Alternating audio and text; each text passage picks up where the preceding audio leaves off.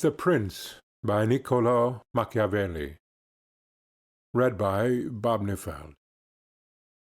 Part 1. Dedication. To the magnificent Lorenzo de Medici. Those who strive to obtain the good graces of a prince are accustomed to come before him with such things as they hold most precious, or in which they see him take most delight. Whence one often sees horses, arms, cloth of gold, precious stones, and similar ornaments presented to princes, worthy of their greatness. Desiring therefore to present myself to your magnificence with some testimony of my devotion towards you, I have not found among my possessions anything which I hold more dear than, or value so much as, the knowledge of the actions of great men, acquired by long experience in contemporary affairs and a continual study of antiquity, which, having reflected upon it with great and prolonged diligence, I now send, digested into a little volume, to your magnificence. And although I may consider this work unworthy of your countenance, nevertheless I trust much to your benignity that it may be acceptable, seeing that it is not possible for me to make a better gift than to offer you the opportunity of understanding in the shortest time all that I have learnt in so many years, and with so many troubles and dangers, which work I have not embellished with swelling or magnificent words, nor stuffed with rounded periods, nor with any extrinsic allurements or adornments whatever, with which so many are accustomed to embellish their works. For I have wished either that no honor should be given it, or else that the truth of the matter and the weightiness of the theme shall make it acceptable. Nor do I hold with those who regard it as a presumption if a man of low and humble condition dare to discuss and settle the concerns of princes, because, just as those who draw landscapes place themselves below in the plain to contemplate the nature of the mountains and of lofty places, and in order to contemplate the plains place themselves upon high mountains, even so to understand the nature of the people it needs to be a prince, and to understand that of princes it needs to be of the people. Take, then, your magnificence, this little gift in the spirit in which I send it, wherein, if it be diligently read and considered by you, you will learn my extreme desire that you should attain that greatness which fortune and your other attributes promise. And if your magnificence, from the summit of your greatness, will sometimes turn your eyes to these lower regions, you will see how unmeritedly I suffer a great and continued malignity of fortune. Chapter 1. How many kinds of principalities there are, and by what means they are acquired. All states, all powers that have held and hold rule over men have been and are either republics or principalities. Principalities are either hereditary, in which the family has been long established, or they are new. The new are either entirely new, as was Milan to Francesco Sforza, or they are, as it were, members annexed to the hereditary state of the prince who has acquired them, as was the kingdom of Naples to that of the king of Spain. Such dominions thus acquired are either accustomed to live under a prince or to live in freedom, and are acquired either by the arms of the prince himself or of others, or else by fortune or by ability. Chapter 2. Concerning hereditary principalities. I will leave out all discussion on republics, inasmuch as in another place I have written of them at length, and will address myself only to principalities. In doing so, I will keep to the order indicated above, and discuss how such principalities are to be ruled and preserved. I say at once there are fewer difficulties in holding hereditary states, and those long accustomed to the family of their prince, than new ones. For it is sufficient only not to transgress the customs of his ancestors, and to deal prudently with circumstances as they arise, for a prince of average powers to maintain himself in his state, unless he be deprived of it by some extraordinary or excessive force, and if he should be so deprived of it, whenever anything sinister happens to the usurper, he will regain it. We have in Italy, for example, the Duke of Ferrara, who could not have withstood the attacks of the Venetians in 84, nor those of Pope Julius in 10, unless he had been long established in his dominions. For the hereditary prince has less cause and less necessity to offend. Hence it happens that he will be more loved, and unless extraordinary vices cause him to be hated, it is reasonable to expect that his subjects will be naturally well disposed towards him, and in the antiquity and duration of his rule the memories and motives that make for change are lost, for one change always leaves the toothing for another. Chapter 3. Concerning mixed principalities.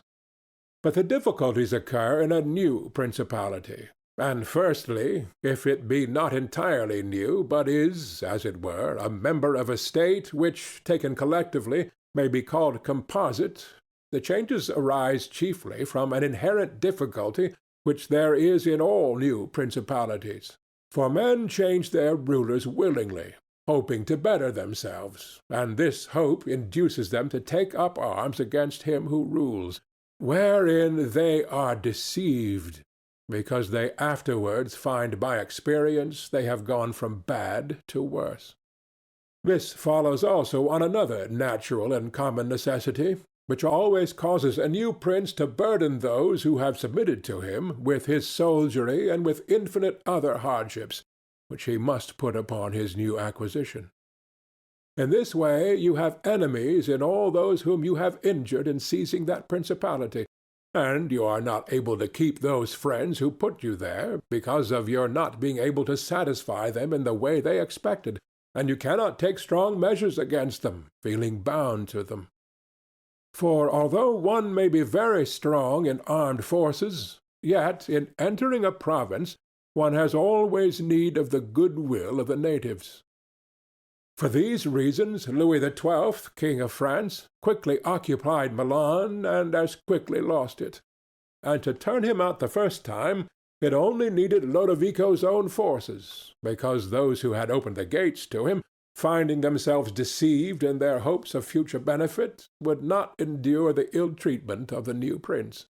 It is very true that, after acquiring rebellious provinces a second time, they are not so lightly lost afterwards, because the prince, with little reluctance, takes the opportunity of the rebellion to punish the delinquents, to clear out the suspects, and to strengthen himself in the weakest places.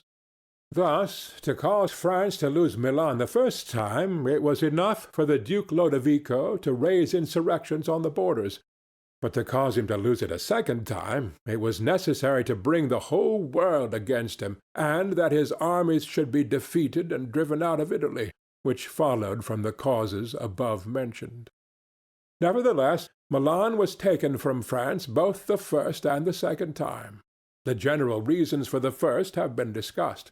It remains to name those for the second, and to see what resources he had, and what anyone in his situation would have had, for maintaining himself most securely in his acquisition than did the King of France.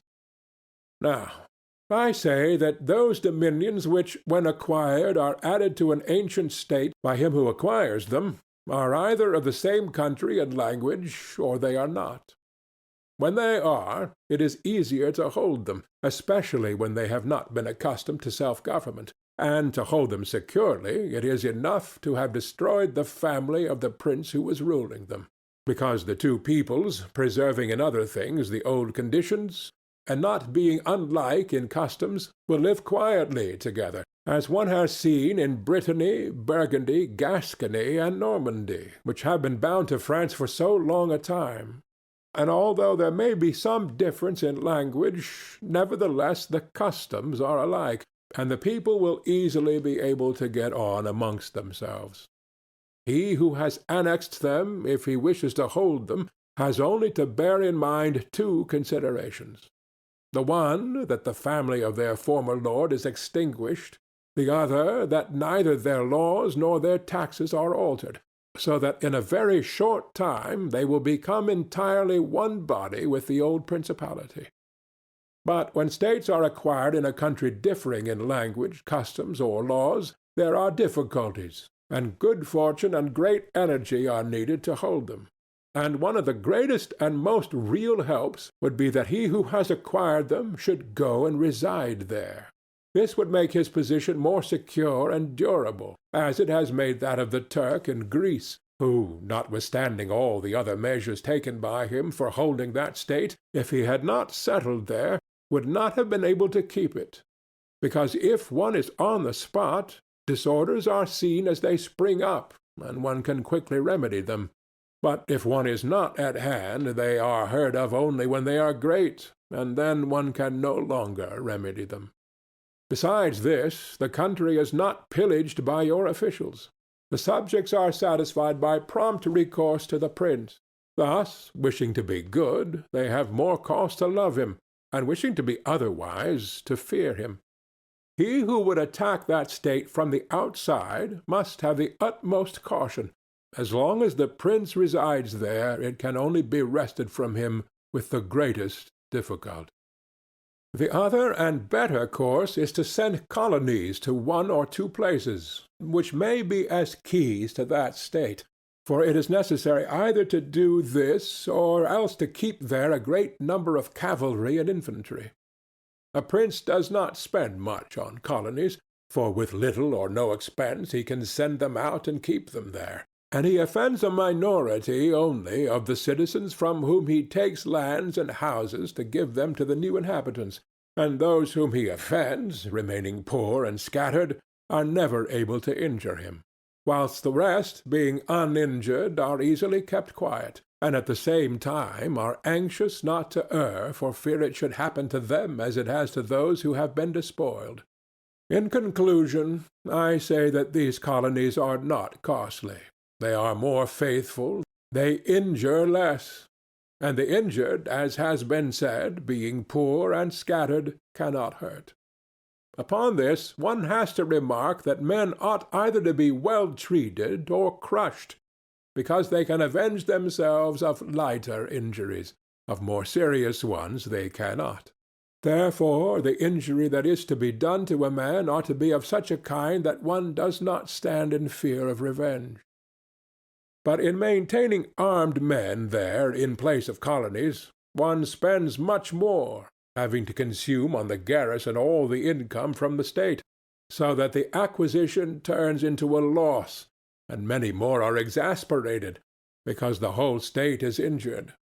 Through the shifting of the garrison up and down, all become acquainted with hardship, and all become hostile, and they are enemies who, whilst beaten on their own ground, are yet able to do hurt. For every reason, therefore, such guards are as useless as a colony is useful. Again, the prince who holds a country differing in the above respects ought to make himself the head and defender of his less powerful neighbors, and to weaken the more powerful amongst them, taking care that no foreigner as powerful as himself shall, by any accident, get a footing there. For it will always happen that such a one will be introduced by those who are discontented, either through excess of ambition or through fear, as one has seen already. The Romans were brought into Greece by the Aetolians, and in every other country where they obtained a footing they were brought in by the inhabitants. And the usual course of affairs is that, as soon as a powerful foreigner enters a country, all the subject states are drawn to them, moved by the hatred which they feel against the ruling power. So that in respect to those subject states he has not to take any trouble to gain them over to himself, for the whole of them quickly rally to the state which he has acquired there. He has only to take care that they do not get hold of too much power and too much authority, and then with his own forces and with their good will he can easily keep down the more powerful of them, so as to remain entire master in the country. And he who does not properly manage this business will soon lose what he has acquired, and whilst he does hold it, he will have endless difficulties and troubles. The Romans, in the countries which they annexed, observed closely these measures. They sent colonies and maintained friendly relations with the minor powers, without increasing their strength. They kept down the greater, and did not allow any strong foreign powers to gain authority.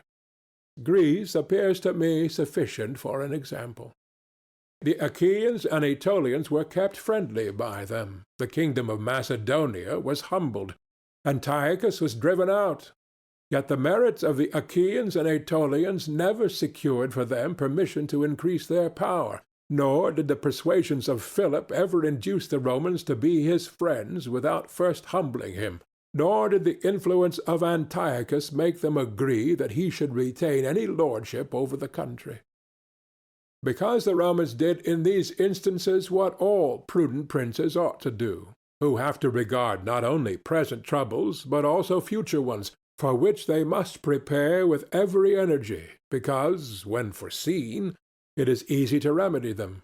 But if you wait until they approach, the medicine is no longer in time, because the malady has become incurable. For it happens in this, as the physicians say it happens in hectic fever, that in the beginning of the malady it is easy to cure, but difficult to detect. But in the course of time, not having been either detected or treated in the beginning, it becomes easy to detect, but difficult to cure. This it happens in affairs of state, for when the evils that arise have been foreseen, which it is only given to a wise man to see, they can be quickly redressed. But when, through not having been foreseen, they have been permitted to grow in a way that every one can see them, there is no longer a remedy. Therefore the Romans, foreseeing troubles, dealt with them at once, and even to avoid a war would not let them come to a head, for they knew that war is not to be avoided, but is only to be put off to the advantage of others. Moreover, they wished to fight with Philip and Antiochus in Greece, so as not to have to do it in Italy. They could have avoided both, but this they did not wish. Nor did that ever please them which is forever in the mouths of the wise ones of our times. Let us enjoy the benefits of the time, but rather the benefits of their own valor and prudence. For time drives everything before it, and is able to bring with it good as well as evil, and evil as well as good. But let us return to France, and inquire whether she has done any of the things mentioned. I will speak of Louis, and not of Charles, as the man whose conduct is the better to be observed, he having held possession of Italy for the longest period, and you will see that he has done the opposite to those things which ought to be done to retain a state composed of diverse elements. King Louis was brought into Italy by the ambition of the Venetians, who desired to obtain half the state of Lombardy by his intervention. I will not blame the course taken by the king, because, wishing to get a foothold in Italy, and having no friends there, seeing rather that every door was shut to him owing to the conduct of Charles, he was forced to accept those friendships which he could get, and he would have succeeded very quickly in his design if in other matters he had not made some mistakes. The king, however, having acquired Lombardy, regained at once the authority which Charles had lost. Genoa yielded. The Florentines became his friends. The Marquis of Mantua, the Duke of Ferrara, the Bentivogli, my Lady of Forli, the lords of Faenza, of Pesaro, of Rimini, of Camarino, of Piombino, the Lucchese, the Pisans, the Sienese, everybody made advances to him to become his friend. Then could the Venetians realize the rashness of the course taken by them, which, in order that they might secure 2 towns in Lombardy, had made the king master of 2/3 of Italy. Let any one now consider with what little difficulty the king could have maintained his position in Italy had he observed the rules above laid down, and kept all his friends secure and protected. For although they were numerous, they were both weak and timid, some afraid of the church, some of the Venetians, and thus they would always have been forced to stand in with him, and by their means he could easily have made himself secure against those who remained powerful. But he was no sooner in Milan than he did the contrary by assisting Pope Alexander to occupy the Romagna. It never occurred to him that by this action he was weakening himself, depriving himself of friends and of those who had thrown themselves into his lap, whilst he aggrandized the church, by adding much temporal power to the spiritual, thus giving it greater authority. And having committed this prime error, he was obliged to follow it up, so much so that, to put an end to the ambition of Alexander, and to prevent his becoming the master of Tuscany, he was himself forced to come into Italy. And, as if it were not enough to have aggrandized the church and deprived himself of friends, he, wishing to have the kingdom of Naples, divides it with the king of Spain, and where he was the prime arbiter in Italy, he takes an associate, so that the ambitious of that country and the malcontents of his own should have somewhere to shelter. And whereas he could have left in the kingdom his own pensioner as king, he drove him out, to put one there who was able to drive him, Louis, out in turn. The wish to acquire is in truth very natural and common, and men always do so when they can, and for this they will be praised, not blamed. But when they cannot do so, yet wish to do so by any means, then there is folly and blame. Therefore, if France could have attacked Naples with her own forces, she ought to have done so. If she could not, then she ought not to have divided it. And if the partition which she made with the Venetians in Lombardy was justified by the excuse that by it she got a foothold in Italy, the other partition merited blame, for it had not the excuse of that necessity. Therefore Louis made these 5 errors. He destroyed the minor powers. He increased the strength of one of the great powers in Italy. He brought in a foreign power. He did not settle in the country. He did not send colonies. Which errors, had he lived, were not enough to injure him had he not made a 6th, by taking away their dominions from the Venetians. Because, had he not aggrandized the church, nor brought Spain into Italy, it would have been very reasonable and necessary to humble them. But having first taken these steps, he ought never to have consented to their ruin, for they, being powerful, would always have kept off others from designs on Lombardy, to which the Venetians would never have consented, except to become masters themselves there. Also because the others would not wish to take Lombardy from France in order to give it to the Venetians, and to run counter to both they would not have had the courage. And if any one should say, King Louis yielded the Romagna to Alexander and the kingdom to Spain to avoid war, I answer, for the reasons given above, that a blunder ought never to be perpetrated to avoid war, because it is not to be avoided, but is only deferred, to your disadvantage. And if another should allege the pledge which the king had given to the Pope, that he would assist him in the enterprise in exchange for the dissolution of his marriage and for the cap to Rouen, to that I reply what I shall write later on concerning the faith of princes and how it ought to be kept. Thus King Louis lost Lombardy by not having followed any of the conditions observed by those who have taken possession of countries and wish to retain them. Nor is there any miracle in this, but much that is reasonable and quite natural. And on these matters I spoke at Nantes with Rouen, when Valentino, as Cesare Borgia, the son of Pope Alexander, was usually called, occupied the Romagna, and on Cardinal Rouen observing to me that the Italians did not understand war, I replied to him that the French did not understand statecraft, meaning that otherwise they would not have allowed the Church to reach such greatness. And in fact it has been seen that the greatness of the Church and of Spain in Italy has been caused by France, and her ruin may be attributed to them. From this a general rule is drawn which never or rarely fails, that he who is the cause of another becoming powerful is ruined, because that predominancy has been brought about either by astuteness or else by force, and both are distrusted by him who has been raised to power. Chapter 4. Why the kingdom of Darius, conquered by Alexander, did not rebel against the successors of Alexander at his death. considering the difficulties which men have had to hold to a newly acquired state, some might wonder how, seeing that Alexander the Great became the master of Asia in a few years, and died whilst it was scarcely settled, whence it might appear reasonable that the whole empire would have rebelled, nevertheless his successors maintained themselves, and had to meet no other difficulty than that which arose among themselves from their own ambitions.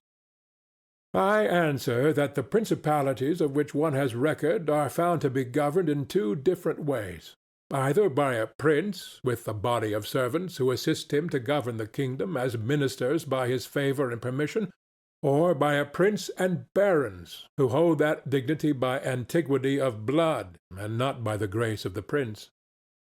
Such barons have states and their own subjects, who recognize them as lords and hold them in natural affection.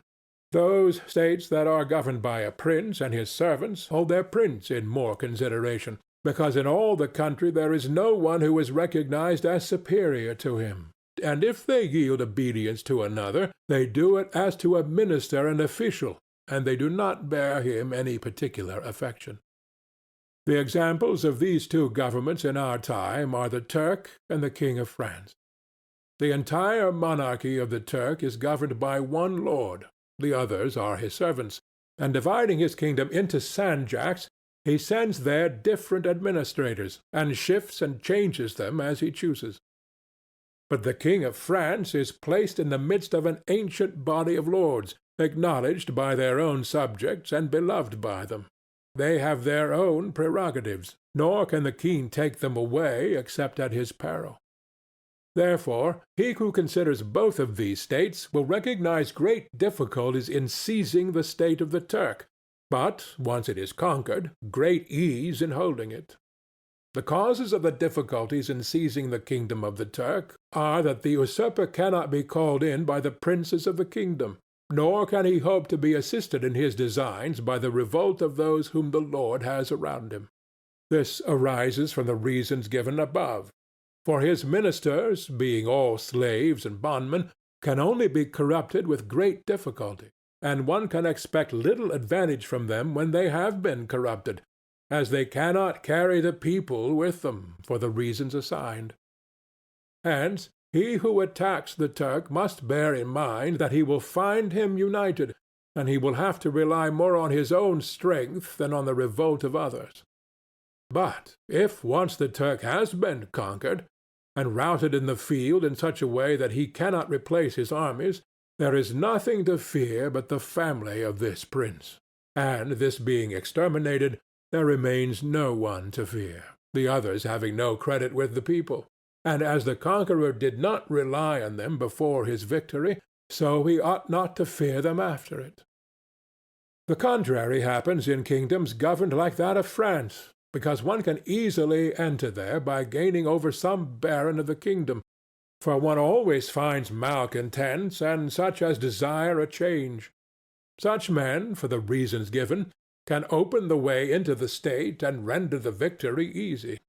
But if you wish to hold it afterwards, you meet with infinite difficulties, both from those who have assisted you and from those you have crushed. Nor is it enough for you to have exterminated the family of the prince, because the lords that remain make themselves the heads of fresh movements against you, and as you are unable to either satisfy or exterminate them, that state is lost whenever time brings the opportunity. Now, if you will consider what was the nature of the government of Darius, you will find it similar to the kingdom of the Turk, and therefore it was only necessary for Alexander first to overthrow him in the field, and then to take the country from him. After which victory, Darius being killed, the state remained secure to Alexander for the above reasons. And if his successors had been united, they would have enjoyed it securely and at their ease, for there were no tumults raised in the kingdom except those who provoked themselves. But it is impossible to hold with such tranquillity states constituted like that of France. Hence arose those frequent rebellions against the Romans in Spain, France, and Greece, owing to the many principalities there were in these states, of which, as long as the memory of them endured, the Romans always had an insecure possession. But with the power and long continuance of the empire, the memory of them passed away, and the Romans then became secure possessors. And when fighting afterwards against themselves, each one was able to attach to himself his own parts of the country, according to the authority he had assumed there, and the family of the former lord being exterminated, none other than the Romans were acknowledged. When these things are remembered, no one will marvel at the ease with which Alexander held the empire of Asia, or at the difficulties which others have had to keep an acquisition, such as Pyrrhus and many more. This is not occasioned by the little or abundance of ability in the conqueror, but by the want of uniformity in the subject state. Chapter 5. Concerning the way to govern cities or principalities which lived under their own laws before they were annexed. Whenever those states which have been acquired as stated have been accustomed to live under their own laws and in freedom, there are three courses for those who wish to hold them. The first is to ruin them. The next is to reside there in person. The third is to permit them to live under their own laws, drawing a tribute and establishing within it an oligarchy which will keep it friendly to you. Because such a government, being created by the prince, knows that it cannot stand without his friendship and interest, and does its utmost to support him. And therefore he who would keep a city accustomed to freedom will hold it more easily by the means of its own citizens than in any other way. There are, for example, the Spartans and the Romans. The Spartans held Athens and Thebes, establishing there an oligarchy. Nevertheless, they lost them. The Romans, in order to hold Capua, Carthage, and Numantia, dismantled them, and did not lose them. They wished to hold Greece as the Spartans held it, making it free and permitting its laws, and did not succeed. So, to hold it, they were compelled to dismantle many cities in the country, for in truth there is no safe way to retain them otherwise than by ruining them. And he who becomes master of a city accustomed to freedom and does not destroy it, may expect to be destroyed by it. For in rebellion it has always the watchword of liberty, and its ancient privileges as a rallying point, which neither time nor benefits will ever cause it to forget. And whatever you may do or provide against, they never forget that name or their privileges, unless they are disunited or dispersed, but at every chance they immediately rally to them, as Pisa, after the 100 years she had been held in bondage by the Florentines. But when cities or countries are accustomed to live under a prince, and his family is exterminated, they, being on the one hand accustomed to obey, and on the other hand not having the old prince, cannot agree in making one from amongst themselves, and they do not know how to govern themselves. For this reason they are very slow to take up arms, and a prince can gain them to himself and secure them much more easily. But in republics there is more vitality, greater hatred, and more desire for vengeance, which will never permit them to allow the memory of their former liberty to rest, so that the safest way is to destroy them or to reside there. End of Part 1. Part 2. Chapter 6. Concerning new principalities which are acquired by one's own armies and ability. Let no one be surprised if, in speaking of entirely new principalities, as I shall do, I adduce the highest examples both of prince and of state, because men, walking almost always in paths beaten by others, and following by imitation their deeds, are yet unable to keep entirely to the ways of others or attain to the power of those they imitate. A wise man ought always to follow the paths beaten by great men, and to imitate those who have been supreme, so that if his ability does not equal theirs, at least it will savor of it. Let him act like the clever archers, who, designing to hit the mark which yet appears too far distant, and knowing the limits to which the strength of their own bow attains, take aim much higher than the mark, not to reach by their strength or arrow to so great a height, but to be able with the aid of so high an aim to hit the mark they wish to reach. I say, therefore, that in entirely new principalities, where there is a new prince, more or less difficulty is found in keeping them according as there is more or less ability in him who has acquired the state. Now, as the fact of becoming a prince from a private station presupposes either ability or fortune, it is clear that one or other of these things will mitigate in some degree many difficulties. Nevertheless, he who has relied least on fortune is established the strongest. Further, it facilitates matters when the prince, having no other state, is compelled to reside there in person. But to come to those who, by their own ability and not through fortune, have risen to be princes, I say that Moses, Cyrus, Romulus, Theseus, and such like are the most excellent examples. And although one may not discuss Moses, he having been the mere executor of the will of God, yet he ought to be admired, if only for that favor which made him worthy to speak with God.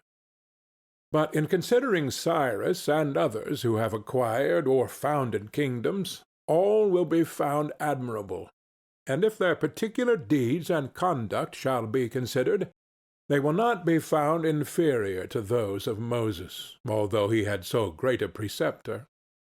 And in examining their actions and lives, one cannot see that they owed anything to fortune beyond opportunity, which brought them the material to mold into the form which seemed best to them.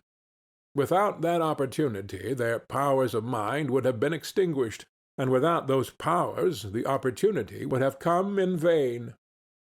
It was necessary, therefore, to Moses that he should find the people of Israel in Egypt enslaved and oppressed by the Egyptians, in order that they should be disposed to follow him so as to be delivered out of bondage. It was necessary that Romulus should not remain in Alba, and that he should be abandoned at his birth, in order that he should become king of Rome and founder of the fatherland. It was necessary that Cyrus should find the Persians discontented with the government of the Medes, and the Medes soft and effeminate through their long peace.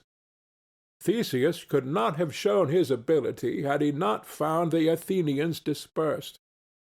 These opportunities, therefore, made these men fortunate, and their high ability enabled them to recognize the opportunity whereby their country was ennobled and made famous. Those who by valorous ways become princes, like these men, acquire a principality with difficulty, but they keep it with ease. The difficulties they have in acquiring it rise in part from the new rules and methods which they are forced to introduce to establish their government and its security. And it ought to be remembered that there is nothing more difficult to take in hand, more perilous to conduct, more uncertain in its success, than to take the lead in the introduction of a new order of things. Because the innovator has for enemies all those who have done well under the old conditions, and lukewarm defenders in those who may do well under the new. This coolness arises partly from the fear of the opponents, who have the laws on their side, and partly from the incredulity of men, who do not readily believe in new things until they have had a long experience of them. Thus it happens that whenever those who are hostile have the opportunity to attack, they do it like partisans, while the others defend lukewarmly, in such wise that the prince is endangered along with them. It is necessary, therefore, if we desire to discuss this matter thoroughly, to inquire whether these innovators can rely on themselves or have to depend on others. That is to say, whether, to consummate their enterprise, have they to use prayers, or can they use force? In the first instance they always succeed badly, and never compass anything. But when they can rely on themselves and use force, then they are rarely endangered. Hence it is that all armed prophets have conquered, and the unarmed ones have been destroyed. Besides the reasons mentioned, the nature of the people is variable, and whilst it is easy to persuade them, it is difficult to fix them in that persuasion. And thus it is necessary to take such measures that, when they believe no longer, it may be possible to make them believe by force. If Moses, Cyrus, Theseus, and Romulus had been unarmed, they could not have enforced their constitutions for long, which happened in our time to Fra Girolamo Savonarola, who was ruined in his new order of things immediately the multitude believed in him no longer, and he had no means of keeping steadfast those who believed, or of making the unbelievers to believe. Therefore such as these have great difficulties in consummating their enterprise, for all their dangers are in the ascent, yet with ability they will overcome them. But when these are overcome, and those who envied them their success are exterminated, they will begin to be respected, and they will continue afterwards powerful, secure, honored, and happy. To these great examples I wish to add a lesser one. Still it bears some resemblance to them, and I wish it to suffice me for all of a like kind. It is Hiero the Syracusan. This man rose from a private station to be Prince of Syracuse, nor did he either owe anything to fortune but opportunity. For the Syracusans, being oppressed, chose him for their captain. Afterwards he was rewarded by being made the prince. He was of so great ability, even as a private citizen, that one who writes of him says he wanted nothing but a kingdom to be a king. This man abolished the old soldiery, organized the new, gave up old alliances, made new ones, and as he had his own soldiers and allies, on such foundations he was able to build an edifice. Thus, whilst he had endured much trouble in acquiring, he had but little in keeping. Chapter 7. Concerning new principalities which are acquired either by the arms of others or by good fortune. Those who solely by good fortune become princes from being private citizens have little trouble in rising, but much in keeping atop. They have not had any difficulties on the way up, because they fly, but they have many when they reach the summit. Such are those to whom some state is given either for money or by the favor of him who bestows it, as happened to many in Greece, in the cities of Ionia and of the Hellespont, where princes were made by Darius in order that they might hold the cities both for his security and his glory. As also were those emperors who, by the corruption of the soldiers, from being citizens came to empire. Such stand simply elevated upon the good will and the fortune of him who has elevated them, two most inconstant and unstable things. Neither have they the knowledge requisite for the position, because, unless they were men of great worth and ability, it is not reasonable to expect that they should know how to command, having always lived in a private condition. Besides, they cannot hold it, because they have not forces which they can keep friendly and faithful. States that rise unexpectedly, then, like all other things in nature which are born and grow rapidly, cannot leave their foundations and correspondencies fixed in such a way that the first storm will not overthrow them, unless, as is said, those who unexpectedly become princes are men of so much ability that they know they have to be prepared at once to hold that which fortune has thrown into their laps, and that these foundations, which others have laid before they became princes, they must lay afterwards. Concerning these two methods of rising to be a prince by ability or fortune, I wish to adduce two examples within our own recollection, and these are Francesco Sforza and Cesare Borgia. Francesco, by proper means and with great ability, from being a private person rose to be Duke of Milan, and that which he had acquired with 1,000 anxieties he kept with little trouble.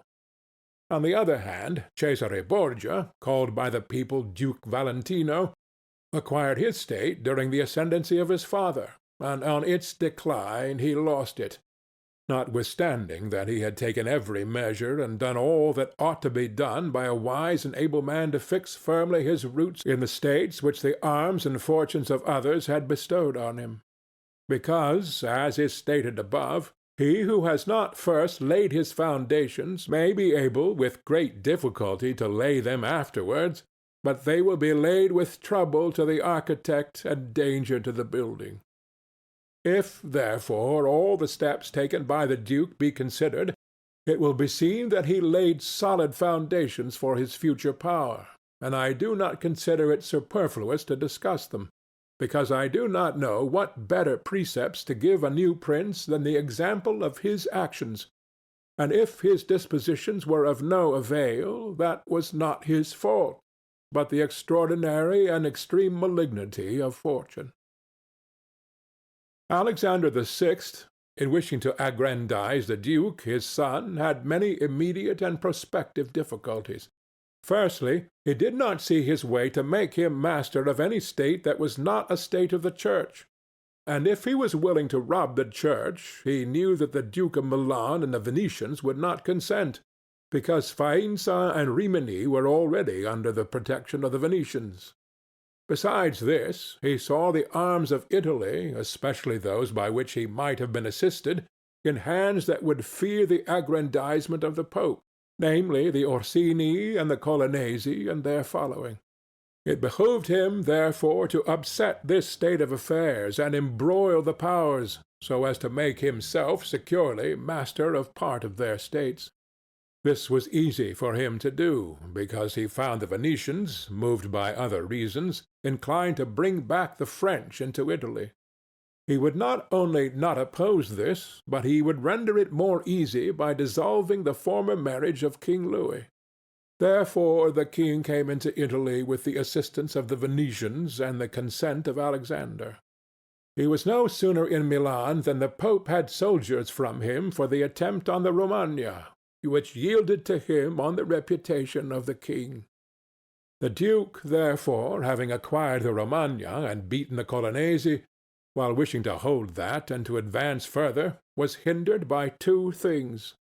The one, his forces did not appear loyal to him; the other, the good-will of France. That is to say, he feared that the forces of the Orsini, which he was using, would not stand to him, that not only might they hinder him from winning more, but might make themselves seize what he had won, and that the king might also do the same. Of the Orsini he had a warning, when after taking Faenza and attacking Bologna, he saw them go very unwillingly to that attack. And as to the king, he learned his mind when he himself, after taking the duchy of Urbino, attacked Tuscany, and the king made him desist from that undertaking. Hence the duke decided to depend no more upon the arms and the luck of others. For the first time he weakened the Orsini and Colonnesi parties in Rome, by gaining to himself all their adherents who were gentlemen, by making them his gentlemen, giving them good pay, and according to their rank, honoring them with office and command in such a way that in a few months all attachment to the factions was destroyed and turned entirely to the duke. After this he awaited an opportunity to crush the Orsini, having scattered the adherents of the Colonna house. This came to him soon, and he used it well, for the Orsini, perceiving at length that the aggrandizement of the duke and the church was ruin to them, called a meeting of the Magione in Perugia. From this sprung the rebellion at Urbino and the tumults in the Romagna, with endless dangers to the duke, all of which he overcame with the help of the French. Having restored his authority, not to leave it at risk by trusting either to the French or other outside forces, he had recourse to his wiles, and he knew so well how to conceal his mind, that by the mediation of Sinopagolo, whom the duke did not fail to secure with all kinds of attention, giving him money, apparel, and horses, the Orsini were reconciled, so that their simplicity brought them into his power at Sinigalia. Having exterminated the leaders, and turned their partisans into his friends, The duke laid sufficiently good foundations to his power, having all the Romagna and the duchy of Urbino. And the people now beginning to appreciate their prosperity, he gained them all over to himself. And as this point is worthy of notice and to be imitated by others, I am not willing to leave it out. When the duke occupied the Romagna, he found it under the rule of weak masters, who rather plundered their subjects than ruled them, and gave them more cause for disunion than for union, so that the country was full of robbery, quarrels, and every kind of violence. And so, wishing to bring back peace and obedience to authority, he considered it necessary to give it a good governor. Thereupon he promoted Messer Ramiro d'Orca, a swift and cruel man, to whom he gave the fullest power. This man in a short time restored peace and unity with the greatest success. Afterwards the duke considered that it was not advisable to confer such excessive authority, for he had no doubt but that he would become odious. So he set up a court of judgment in the country, under a most excellent president, wherein all cities had their advocates.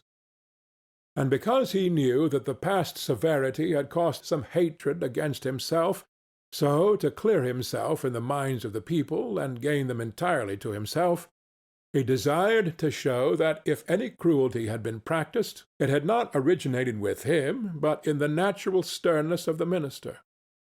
Under this pretence he took Ramiro, and one morning caused him to be executed and left on the piazza at Cesena, with the block and a bloody knife at his side. The barbarity of this spectacle caused the people to be at once satisfied and dismayed. But let us return whence we started. I say that the duke, finding himself now sufficiently powerful and partly secured from immediate dangers by having armed himself in his own way, and having in a great measure crushed those forces in his vicinity that could injure him if he wished to proceed with his conquest, had next to consider France, for he knew that the king, who too late was aware of his mistake, would not support him. And from this time he began to seek new alliances and to temporize with France in the expedition which she was making towards the kingdom of Naples against the Spaniards who were besieging Gaeta. It was his intention to secure himself against them, and this he would have quickly accomplished had Alexander lived. Such was his line of action as to present affairs. But as to the future, he had to fear, in the first place, that a new successor to the Church might not be friendly to him, and might seek to take from him that which Alexander had given him. So he decided to act in 4 ways. Firstly, by exterminating the families of those lords whom he had despoiled, so as to take away that pretext from the Pope. Secondly, by winning to himself all the gentlemen of Rome, so as to be able to curb the Pope with their aid, as has been observed. Thirdly, by converting the college more to himself. Fourthly, by acquiring so much power before the Pope should die, that he could by his own measures resist the first shock. Of these 4 things, at the death of Alexander he had accomplished 3. For he had killed as many of the dispossessed lords as he could lay hands on, and few had escaped. He had won over the Roman gentlemen, and he had the most numerous party in the college. And as to any fresh acquisition, he intended to become master of Tuscany, for he already possessed Perugia and Piombino, and Pisa was under his protection. And as he had no longer to study France, for the French were already driven out of the kingdom of Naples by the Spaniards, and in this way both were compelled to buy his good will, he pounced down upon Pisa.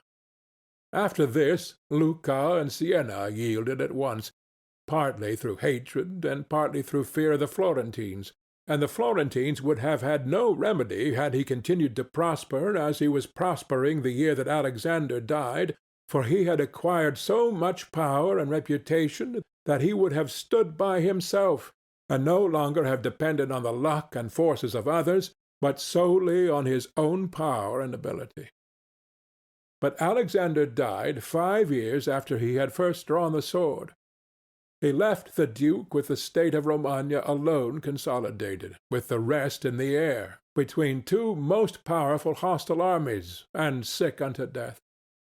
Yet there were in the duke such boldness and ability, and he knew so well how men are to be won or lost, and so firm with the foundations which in so short a time he had laid, that if he had not had those armies on his back, or if he had been in good health, he would have overcome all difficulties. And it is seen that his foundations were good, for the Romagna awaited him for more than a month. In Rome, although but half alive, he remained secure, and whilst the Baglioni, the Vitelli, and the Orsini might come to Rome, they could not effect anything against him. If he could not have made pope him whom he wished, at least the one whom he did not wish would not have been elected. But if he had been in sound health at the death of Alexander, everything would have been different to him. On the day that Julius II was elected, he told me that he had thought of everything that might occur at the death of his father, and had provided a remedy for all, except that he had never anticipated that, when the death did happen, he himself would be on the point to die. When all the actions of the duke are recalled, I do not know how to blame him, but rather it appears to be, as I have said, that I ought to offer him for imitation to all those who, by the fortune or the arms of others, are raised to government. Because he, having a lofty spirit and far-reaching aims, could not have regulated his conduct otherwise, and only the shortness of the life of Alexander and his own sickness frustrated his designs. Therefore, he who considers it necessary to secure himself in his new principality, to win friends, to overcome either by force or fraud, to make himself beloved and feared by the people, to be followed and revered by the soldiers, to exterminate those who have power or reason to hurt him, to change the old order of things for new, to be severe and gracious, magnanimous and liberal, to destroy a disloyal soldiery and to create new, to maintain friendship with kings and princes in such a way that they must help him with zeal and offend with caution, cannot find a more lively example than the actions of this man. Only can he be blamed for the election of Julius II, in whom he made a bad choice, because, as is said, not being able to elect a pope to his own mind, he could have hindered any other from being elected pope, and he ought never to have consented to the election of any cardinal whom he had injured or who had cause to fear him if they became pontiffs. For men injure either from fear or hatred. Those whom he had injured, amongst others, were San Pietro ad Vincula, Colonna, San Giorgio, and Ascanio. The rest, in becoming pope, had to fear him, Rouen and the Spaniards excepted. The latter from their relationship and obligations, the former from his influence, the kingdom of France having relations with him. Therefore, above everything, the duke ought to have created a Spaniard pope, and failing him, he ought to have consented to Rouen and not San Pietro ad Vincula. He who believes that new benefits will cause great personages to forget old injuries is deceived. Therefore the duke erred in his choice, and it was the cause of his ultimate ruin. Chapter 8. Concerning those who have obtained a principality by wickedness. Although a prince may rise from a private station in 2 years, neither of which can be entirely attributed to fortune or genius, yet it is manifest to me that I must not be silent on them, although one could be more copiously treated when I discuss republics. These methods are, when, either by some wicked or nefarious ways, one ascends to the principality, or when by the favor of his private citizens a private person becomes the prince of his country. And speaking of the first method, it will be illustrated by 2 examples, one ancient, the other modern, and without entering further into the subject, I consider these 2 examples will suffice those who may be compelled to follow them. Agathocles, the Sicilian, became king of Syracuse not only from a private, but from a low and abject position. This man, the son of a potter, through all the changes in his fortunes always led an infamous life. Nevertheless, he accompanied his infamies with so much ability of mind and body that, having devoted himself to the military profession, he rose through its ranks to be praetor of Syracuse. Being established in that position, and having deliberately resolved to make himself prince, and to seize by violence, without obligation to others, that which had been conceded to him by assent, he came to an understanding for this purpose with Hamilcar the Carthaginian, who, with his army, was fighting in Sicily.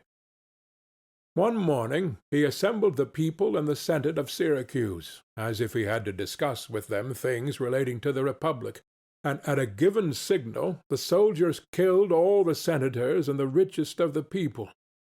These dead, he seized and held the princedom of that city without any civil commotion.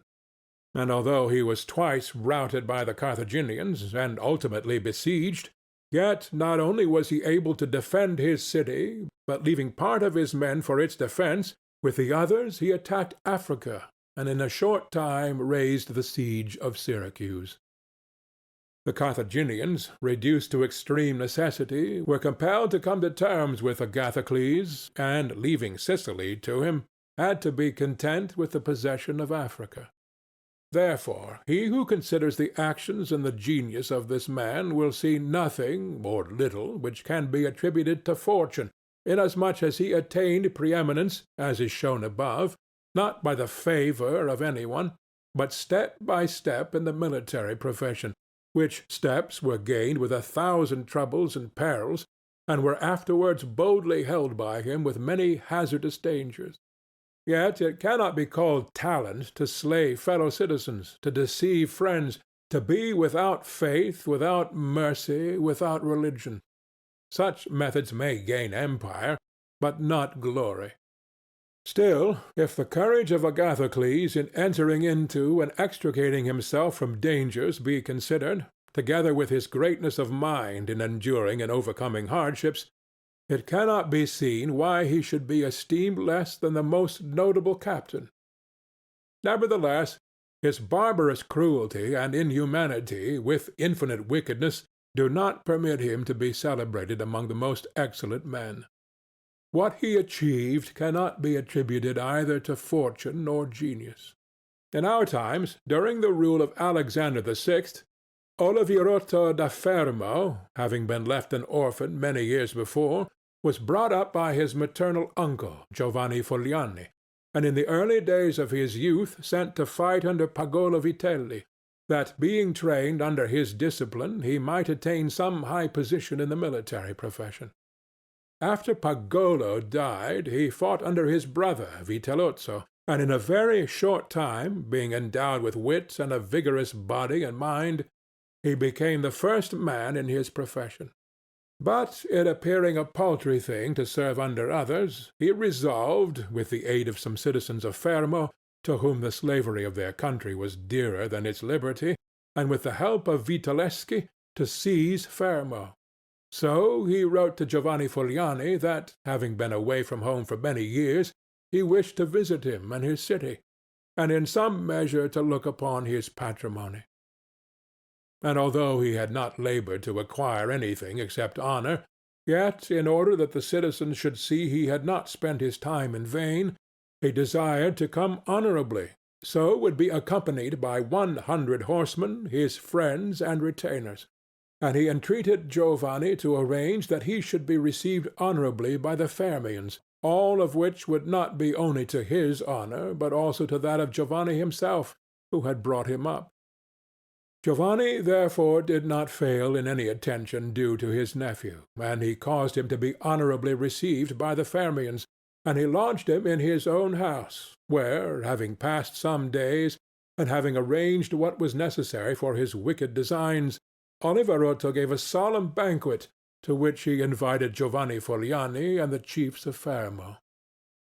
When the viands and all the other entertainments that are usual in such banquets were finished, Oliverotto artfully began certain grave discourses, speaking of the greatness of Pope Alexander and his son Cesare, and of their enterprises, to which discourse Giovanni and others answered.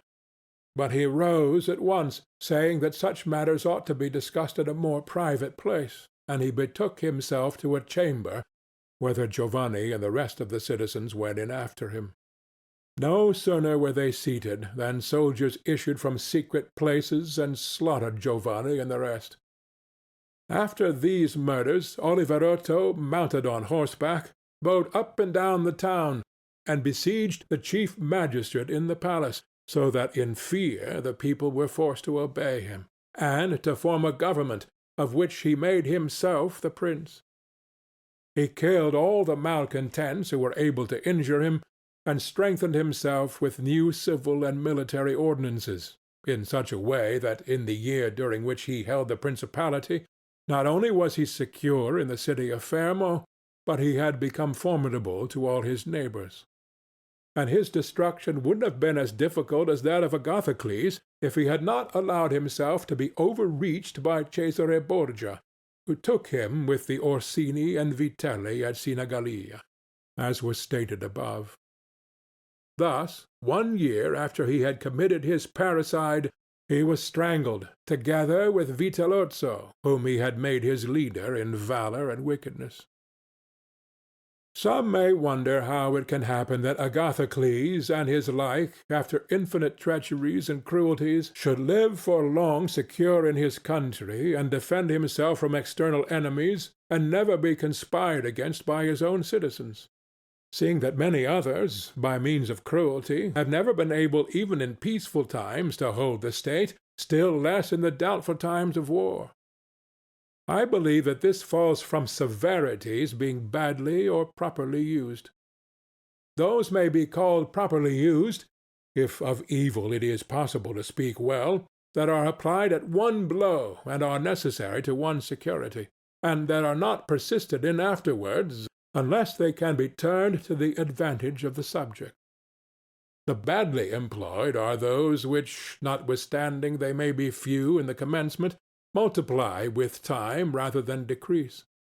Those who practice the first system are able, by the aid of God or man, to mitigate in some degree their rule, as Agathocles did. It is impossible for those who follow the other to maintain themselves. Hence it is to be remarked that in seizing a state, the usurper ought to examine closely into all those injuries which it is necessary for him to inflict, and to do them all at one stroke, so as not to have to repeat them daily, and thus, by not unsettling men, he will be able to reassure them, and win them to himself by benefits. He who does otherwise, either from timidity or evil advice, is always compelled to keep the knife in his hand. Neither can he rely on his subjects, nor can they attach themselves to him, owing to their continued and repeated wrongs. For injuries are to be done all at one time, so that, being tasted less, they offend less. Benefits are to be given little by little, so that the flavor of them may last longer. And above all things, a prince ought to live amongst his people in such a way that no unexpected circumstances, whether of good or evil, shall make him change. Because if the necessity for this comes in troubled times, you are too late for harsh measures, and mild ones will not help you, for they will be considered as forced from you, and no one will be under any obligation to you for them. Chapter 9. Concerning a Civil Principality. But coming to the other point, where a leading citizen becomes the prince of his country, not by wickedness or any intolerable violence, but by the favor of his fellow citizens, this may be called a civil principality. Nor is genius or fortune altogether necessary to attain to it, but rather a happy shrewdness. I say, then, that such a principality is obtained either by the favor of the people or by the favor of the nobles, because in all cities these two distinct parties are found, and from this it arises that the people do not wish to be ruled nor oppressed by the nobles, and the nobles wish to rule and oppress the people. And from these two opposite desires there arises in cities one of three results, either a principality, self-government, or anarchy. A principality is created either by the people or by the nobles, accordingly as one or other of them has the opportunity. For the nobles, seeing they cannot withstand the people, begin to cry up the reputation of one of themselves, and they make him a prince, so that under his shadow they can give vent to their ambitions. The people, finding they cannot resist the nobles, also cry up the reputation of one of themselves, and make him a prince, so as to be defended by his authority. He who obtains sovereignty by the assistance of the nobles maintains himself with more difficulty than he who comes to it by the aid of the people, because the former finds himself with many around him who consider themselves his equals, and because of this he can neither rule nor manage them to his liking. But he who reaches sovereignty by the popular favor finds himself alone, and has none around him, or few, who are not prepared to obey him. Besides this, one cannot by fair dealing and without injury to others satisfy the nobles, but you can satisfy the people. For their object is more righteous than that of the nobles, the latter wishing to oppress, while the former only desire not to be oppressed. It is to be added also that a prince can never secure himself against a hostile people, because of their being too many, whilst from the nobles he can secure himself, as they are few in number. The worst that a prince may expect from a hostile people is to be abandoned by them. But from hostile nobles he has not only to fear abandonment, but also that they will rise against him, for they, being in these affairs more far-seeing and astute, always come forward in time to save themselves, and to obtain favors from him who they expect to prevail. Further, the prince is compelled to live always with the same people, but he can do well without the same nobles, being able to make and unmake them daily, and to give or take away authority when it pleases him. Therefore, to make this point clearer, I say that the nobles ought to be looked at mainly in two ways. That is to say, they either shape their course in such a way as binds them entirely to your fortune, or they do not. Those who so bind themselves and are not rapacious ought to be honored and loved. Those who do not bind themselves may be dealt with in two ways. They may fail to do this through pusillanimity and a natural want of courage, in which case you ought to make use of them, especially of those who are of good counsel. And thus, whilst in prosperity you honor them, and in adversity you do not have to fear them. But when for their own ambitious ends they shun binding themselves, it is a token that they are giving more thought to themselves than to you, and a prince ought to guard against such, and to fear them as if they were open enemies, because in adversity they always help to ruin him. Therefore, one who becomes a prince to the favor of the people ought to keep them friendly, and this he can easily do, seeing that they only ask not to be oppressed by him. But one who, in opposition to the people, becomes a prince by the favor of the nobles, ought, above everything, to seek to win the people over to himself, and this he may easily do if he takes them under his protection. Because men, when they receive good from him of whom they were expecting evil, are bound more closely to their benefactor. Thus the people quickly become more devoted to him than if he had been raised to the principality by their favors, and the prince can win their affections in many ways, but as these vary according to the circumstances, one cannot give fixed rules, so I omit them. But, I repeat, it is necessary for a prince to have the people friendly, otherwise he has no security in adversity. Nabis, prince of the Spartans, sustained the attack of all Greece and of a victorious Roman army, and against them he defended his country and his government. And for the overcoming of this peril it is not only necessary for him to make himself secure against a few, but this would not have been sufficient had the people been hostile. And do not let any one impugn this statement with the trite proverb that he who builds on the people builds on the mud.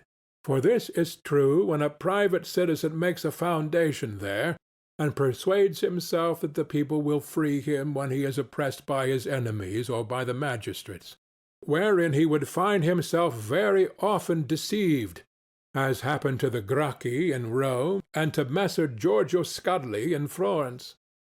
But granted a prince who has established himself as above, who can command, and is a man of courage, undismayed in adversity, who does not fail in other qualifications, and who, by his resolution and energy, keeps the whole people encouraged, such a one will never find himself deceived in them, and it will be shown that he has laid his foundations well. These principalities are liable to danger when they are passing from the civil to the absolute order of government, for such princes either rule personally or through magistrates.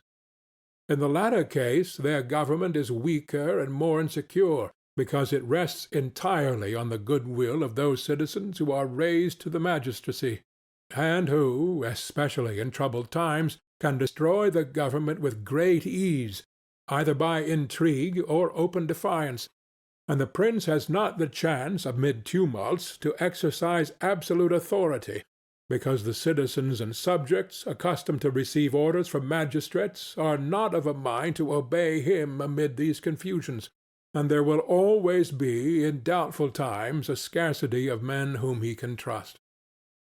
For such a prince cannot rely upon what he observes in quiet times, when citizens have need of the state, because then every one agrees with them. They all promise, and when death is far distant, they all wish to die for him. But in troubled times, when the state has need of its citizens, then he finds but few. And so much the more is this experiment dangerous, inasmuch as it can only be tried once. Therefore, a wise prince ought to adopt such a course that his citizens will always, in every sort and kind of circumstance, have need of the state and of him. And then he will always find them faithful. Chapter 10. Concerning the way in which the strength of all principalities ought to be measured. It is necessary to consider another point in examining the character of these principalities. That is, whether a prince has such power that in case of need he can support himself with his own resources, or whether he has always need of the assistance of others. And to make this quite clear, I say that I consider those who are able to support themselves by their own resources, who can, either by abundance of men or money, raise a sufficient army to join battle against any one who comes to attack them.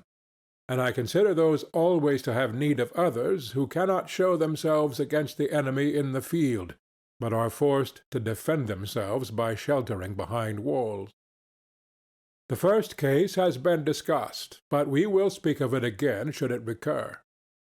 In the second case, one can say nothing except to encourage such princes to provision and fortify their towns, and not on any account to defend the country.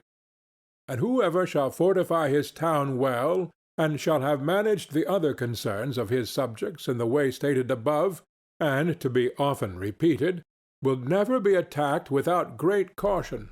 For men are always adverse to enterprises where difficulties can be seen, and it will be seen not to be an easy thing to attack one who has his town well fortified and is not hated by his people.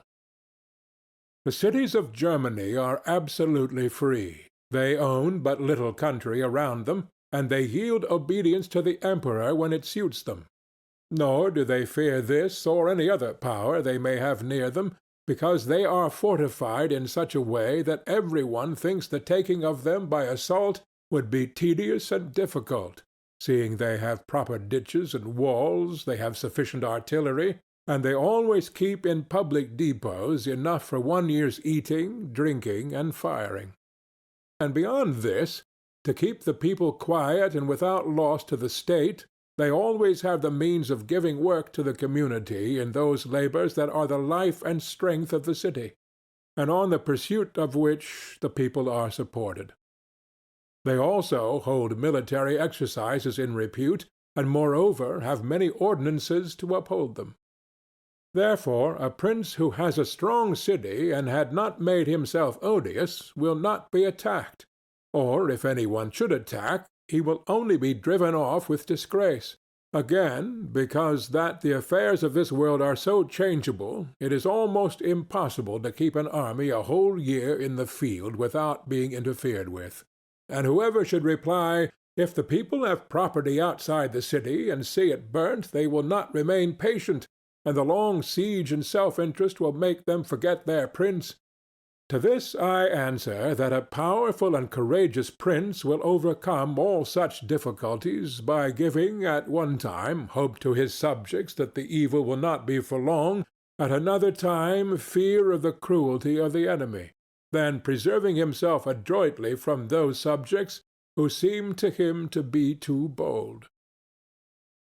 Further, the enemy would naturally on his arrival at once burn and ruin the country, at the time when the spirits of the people are still hot and ready for the defense, and therefore so much the less ought the prince to hesitate, because after a time, when spirits have cooled, the damage is already done, the ills are incurred, and there is no longer any remedy. And therefore they are so much the more ready to unite with their prince, he appearing to be under obligations to them, now that their houses have been burnt and their possessions ruined in his defense. For it is the nature of men to be bound by the benefits they confer as much as by those they receive. Therefore, if everything is well considered, it will not be difficult for the wise prince to keep the minds of his citizens steadfast from first to last, when he does not fail to support and defend them. Chapter 11. Concerning Ecclesiastical Principalities. It only remains now to speak of ecclesiastical principalities, touching which all difficulties are prior to getting possession, because they are acquired either by capacity or good fortune, and they can be held without either. For they are sustained by the ancient ordinances of religion, which are so all-powerful and of such a character that the principalities may be held no matter how their princes behave and live. These princes alone have states and do not defend them, and they have subjects and do not rule them, and the states, although unguarded, are not taken from them, and the subjects, although not ruled, do not care, and they have neither the desire nor the ability to alienate themselves. Such principalities only are secure and happy. But being upheld by powers to which the human mind cannot reach, I shall speak no more of them, because, being exalted and maintained by God, it would be the act of a presumptuous and rash man to discuss them.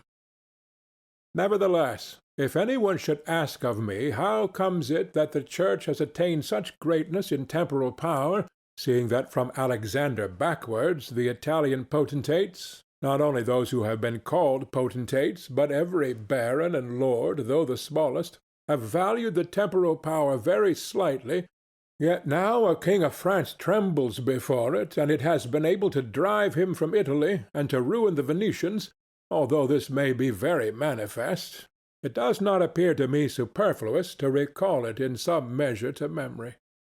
Before Charles, king of France, passed into Italy, this country was under the dominion of the Pope, the Venetians, the King of Naples, the Duke of Milan, and the Florentines.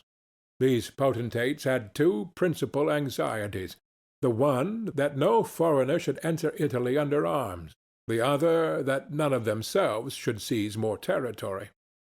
Those about whom there was the most anxiety were the Pope and the Venetians.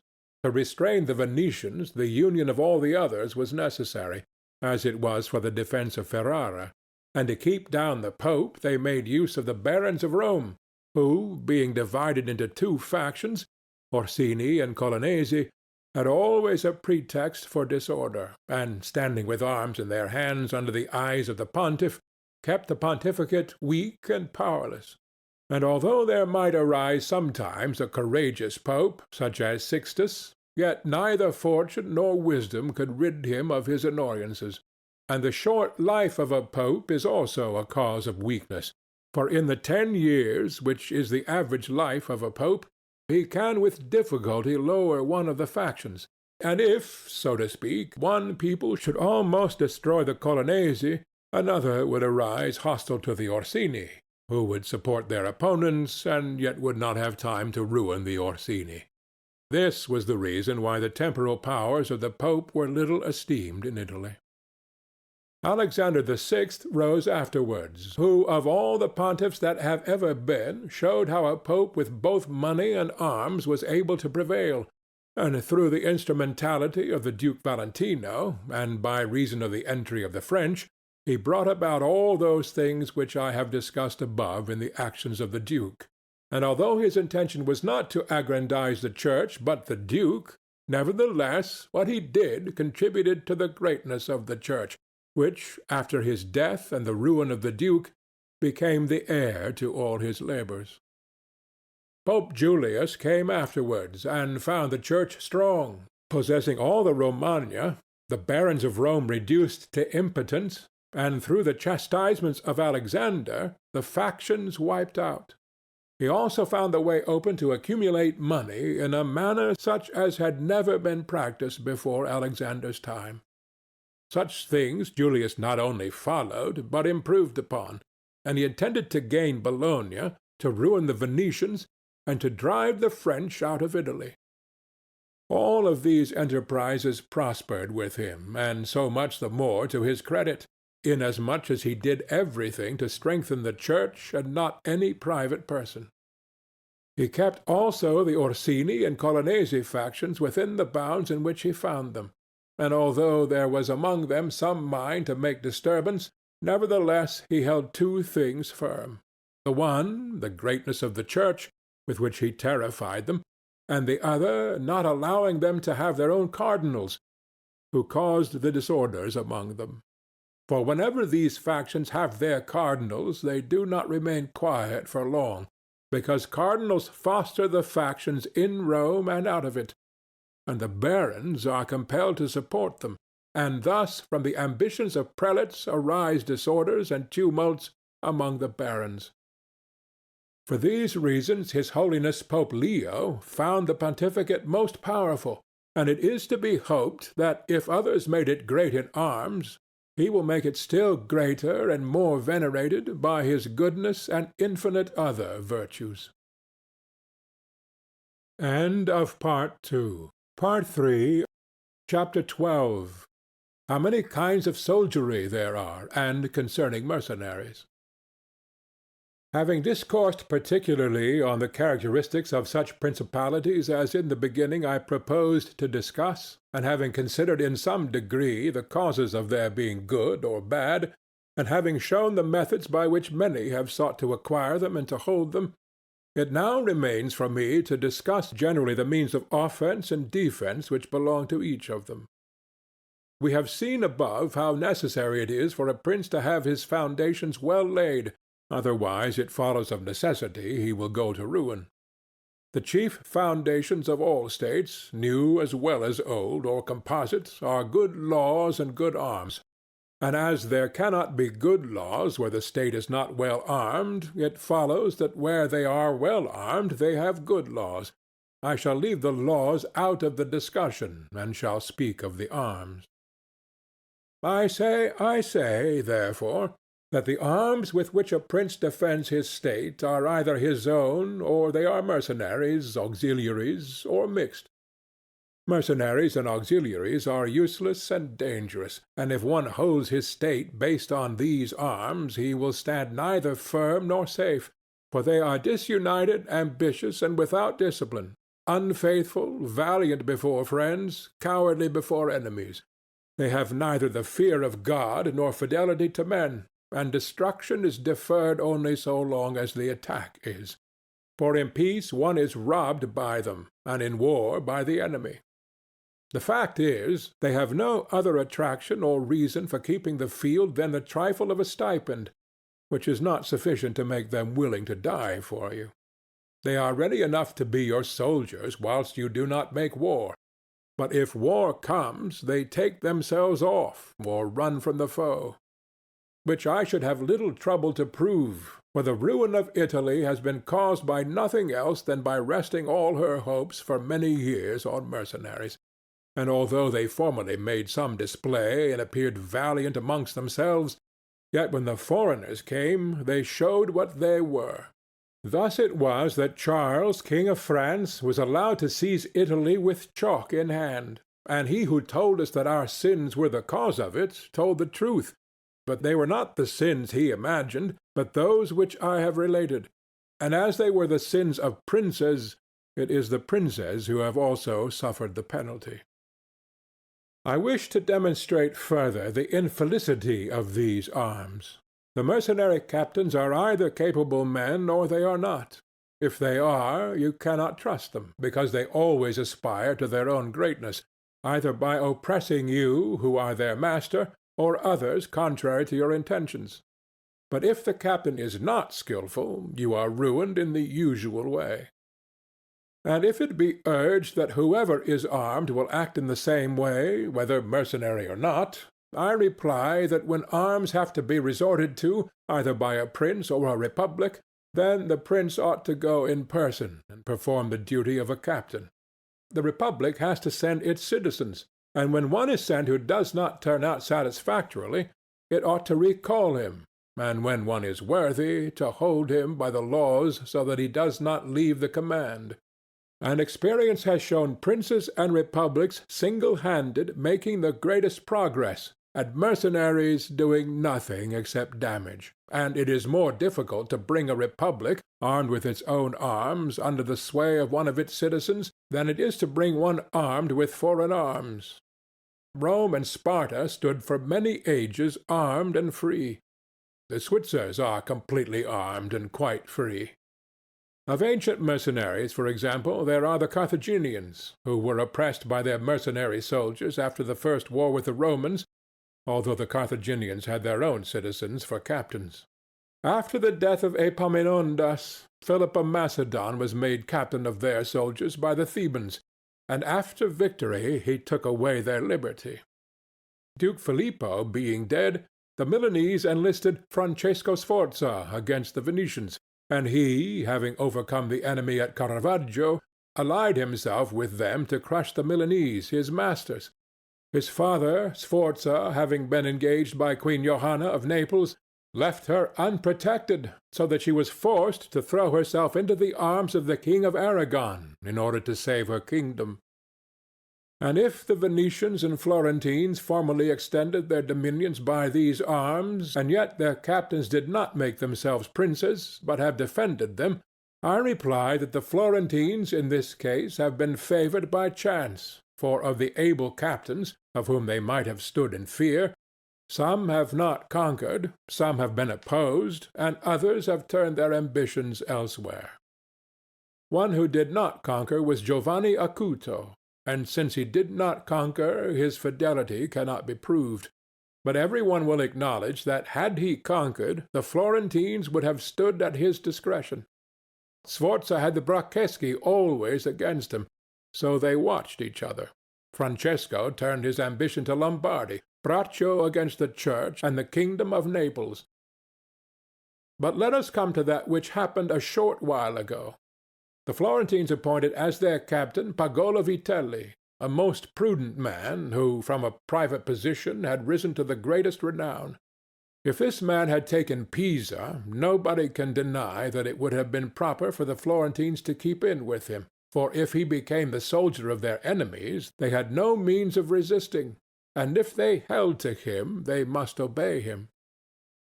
The Venetians, if their achievements are considered, will be seen to have acted safely and gloriously so long as they sent to war their own men, when with armed gentlemen and plebeians they did valiantly. This was before they turned to enterprises on land, but when they began to fight on land, they forsook this virtue and followed the custom of Italy. And in the beginning of their expansion on land, though not having much territory, and because of their great reputation, they had not much to fear from their captains. But when they expanded, as under Carmignuolo, they had a taste of this mistake. for having found him a most valiant man, they beat the Duke of Milan under his leadership, and, on the other hand, knowing how lukewarm he was in the war, they feared they would no longer conquer under him, and for this reason they were not willing, nor were they able, to let him go. And so, not to lose again that which they had acquired, they were compelled, in order to secure themselves, to murder him. They had afterwards for their captains Bartolomeo de Bergamo, Roberto de San Severino, the Count of Pitiliano, and the like, under whom they had to dread loss and not gain, as happened afterwards at Vaila, where in one battle they lost that which in 800 years they had acquired with so much trouble. Because from such arms conquests come but slowly, long delayed and inconsiderable, but the losses sudden and portentous. And as with these examples I have reached Italy, which has been ruled for many years by mercenaries, I wish to discuss them more seriously, in order that, having seen their rise and progress, one may be better prepared to counteract them. You must understand that the empire has recently come to be repudiated in Italy, that the Pope has acquired more temporal power, and that Italy has been divided up into more states, for the reason that many of the great cities took up arms against their nobles, who, formerly favored by the emperor, were oppressing them, whilst the Church was favoring them so as to gain authority in temporal power. In many others their citizens became princes. From this it came to pass that Italy fell partly into the hands of the Church and of republics, and the Church consisting of priests and the republic of citizens unaccustomed to arms, both commenced to enlist foreigners. The first who gave renown to this soldiery was Alberigo da Conio, the Romanian.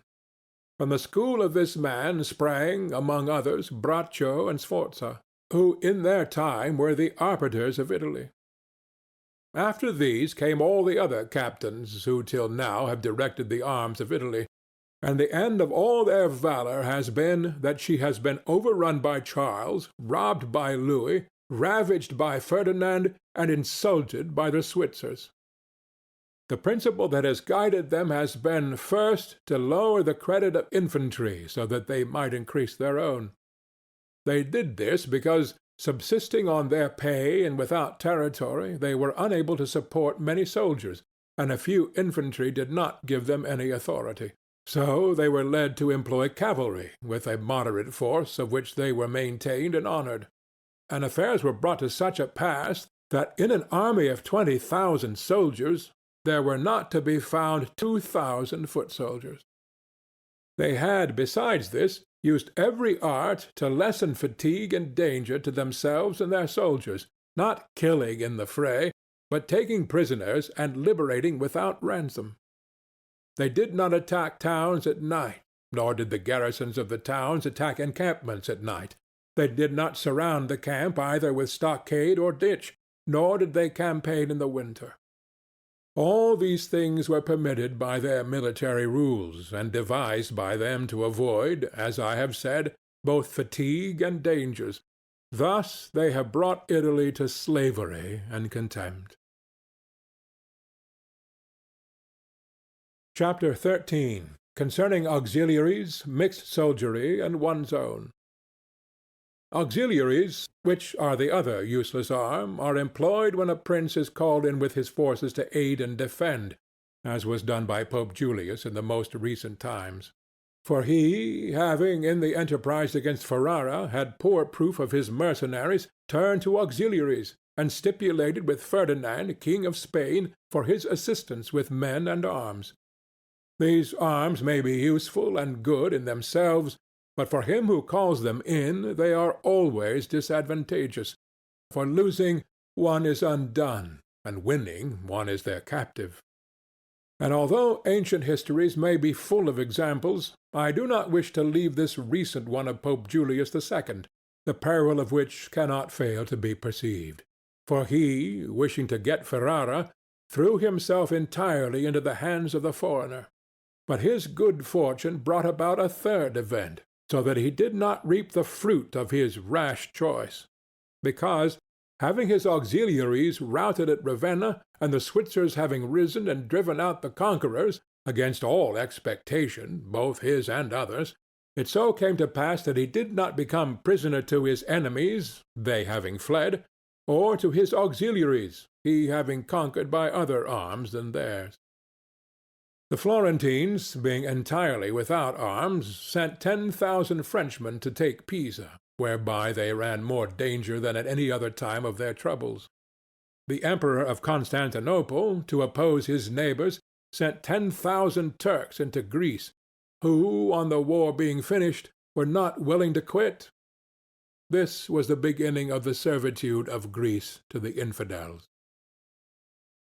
Therefore let him who has no desire to conquer make use of these arms, for they are much more hazardous than mercenaries, because with them the ruin is ready made.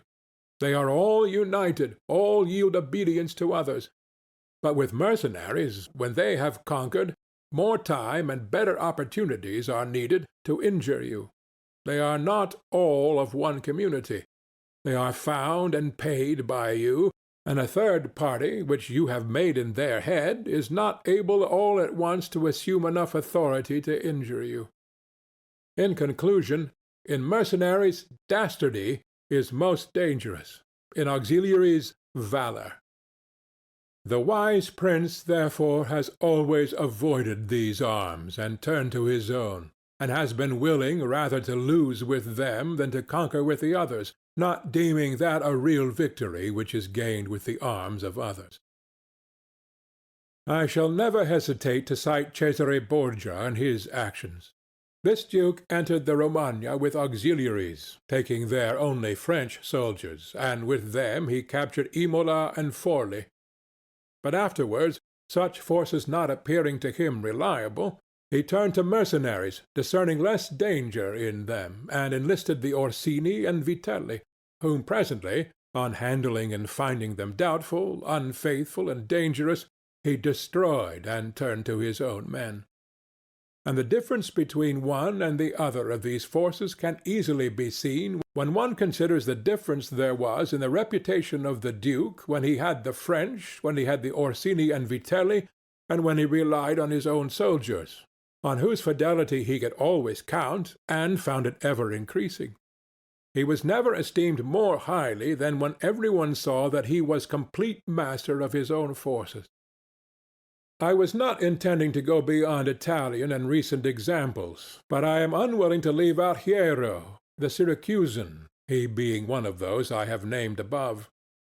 This man, as I have said, made head of the army by the Syracusans, soon found out that a mercenary soldiery, constituted like our Italian condottieri, was of no use, and it appeared to him that he would neither keep them nor let them go. He had them all cut to pieces, and afterwards made war with his own forces and not with aliens. I wish also to recall to memory an instance from the Old Testament applicable to the subject.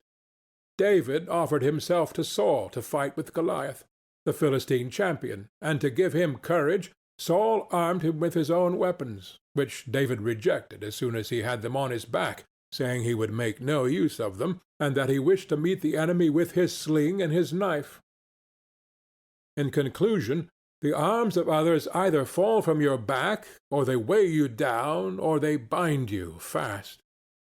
Charles VII, the father of King Louis XI, having by good fortune and valor liberated France from the English, recognized the necessity of being armed with forces of his own, and he established in his kingdom ordinances concerning men-at-arms and infantry. Afterwards his son, King Louis, abolished the infantry and began to enlist the Switzers, which mistake, followed by others, is, as is now seen, a source of peril to that kingdom, because, having raised the reputation of the Switzers, he has entirely diminished the value of his own arms, for he has destroyed the infantry altogether, and his men-at-arms he has subordinated to others, for, being as they are so accustomed to fight along with Switzers, it does not appear that they can now conquer without them. Hence it arises that the French cannot stand against the Switzers, and without the Switzers they do not come off well against others. The armies of the French have thus become mixed, partly mercenary and partly national, both of which arms together are much better than mercenaries alone or auxiliaries alone, but much inferior to one's own forces. And this example proves it, for the kingdom of France would be unconquerable if the ordinance of Charles had been enlarged or maintained. But the scanty wisdom of man, on entering into an affair which looks well at first, cannot discern the poison that is hidden in it, as I have said before of hectic fevers. Therefore, if he who rules a principality cannot recognize evils until they are upon him, he is not truly wise, and this insight is given to few. And if the first disaster to the Roman Empire should be examined, it will be found to have commenced only with the enlisting of the Goths, because from that time the vigor of the Roman Empire began to decline, and all that valor which had raised it passed away to others. I conclude, therefore, that no principality is secure without having its own forces. On the contrary, it is entirely dependent on good fortune, not having the valor which in adversity would defend it. And it has always been the opinion and judgment of wise men that nothing can be so uncertain or unstable as fame or power not founded on its own strength. And one's own forces are those which are composed either of subjects, citizens, or dependents. All others are mercenaries or auxiliaries. And the way to make ready one's own forces will easily be found if the rules suggested by me shall be reflected upon, and if one will consider how Philip, the father of Alexander the Great, and many republics and princes have armed and organized themselves, to which rules I entirely commit myself. End of Part 3. Part 4. Chapter 14. That which concerns a prince on the subject of the art of war. A prince ought to have no other aim or thought, nor select anything else for his study, than war and its rules and discipline. For this is the sole art that belongs to him who rules, and it is of such force that it not only upholds those who are born princes, but it often enables men to rise from a private station to that rank. And on the contrary, it is seen that when princes have thought more of ease than of arms, they have lost their states. And the first cause of your losing it is to neglect this art, and what enables you to acquire a state is to be a master of the art.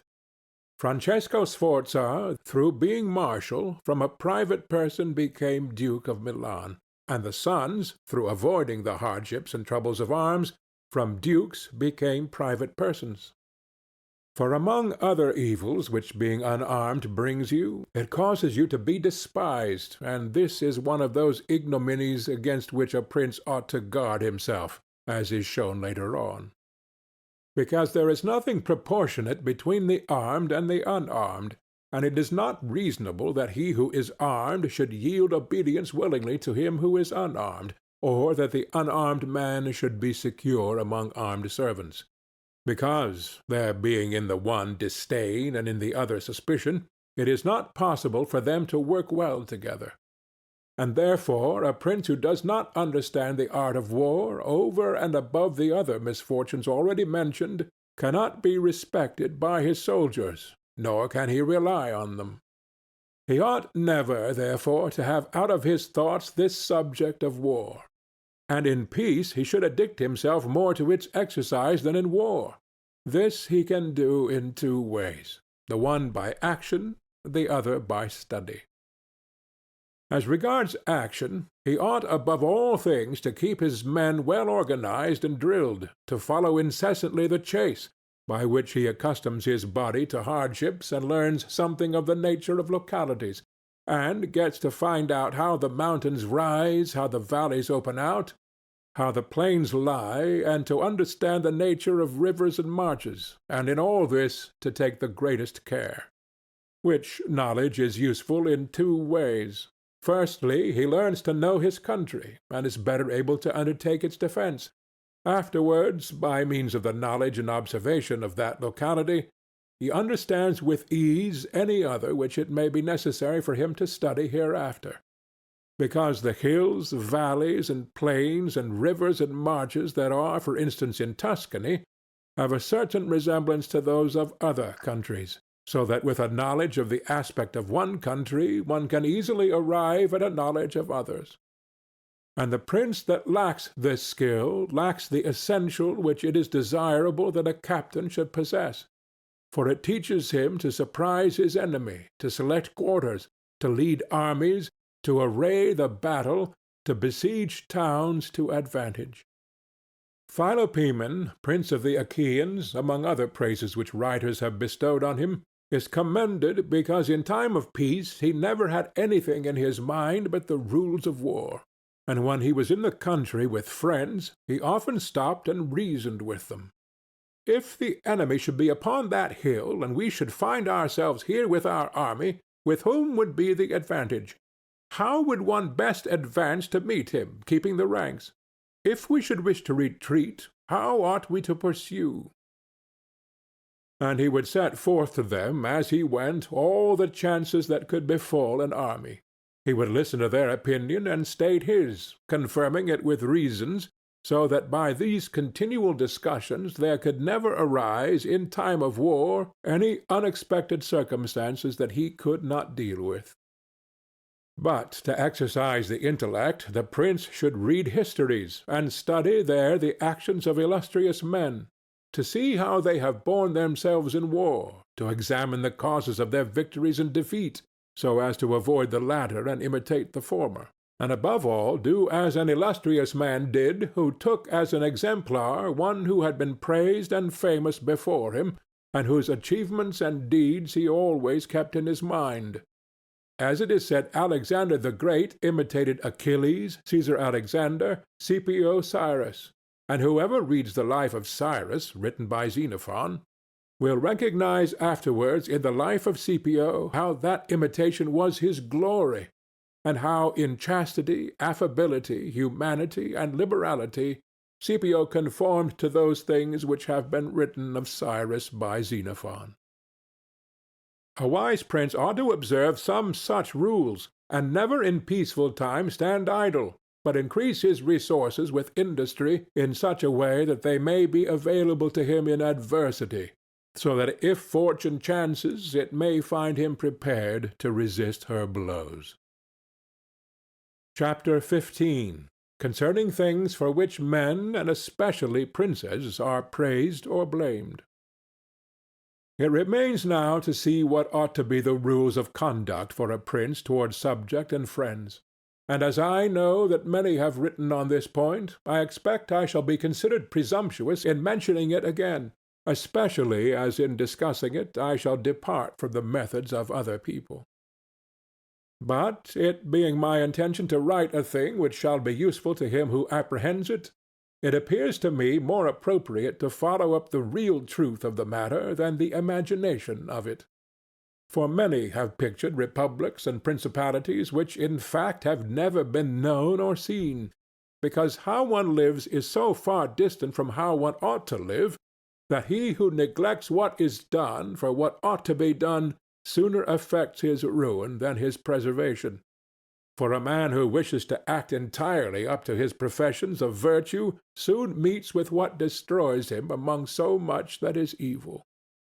Hence it is necessary for a prince wishing to hold his own to know how to do wrong, and to make use of it or not according to necessity.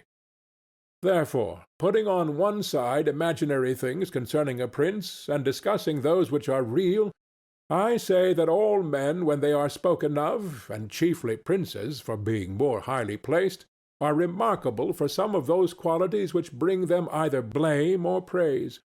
And thus it is that one is reputed liberal, another miserly, using a Tuscan term, because an avaricious person in our language is still he who desires to possess by robbery, whilst we call one miserly who deprives himself too much of the use of his own.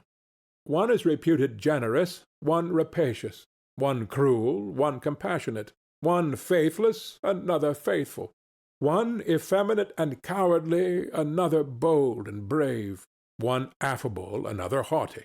one lascivious, another chaste, one sincere, another cunning, one hard, another easy, one grave, another frivolous, one religious, another unbelieving, and the like.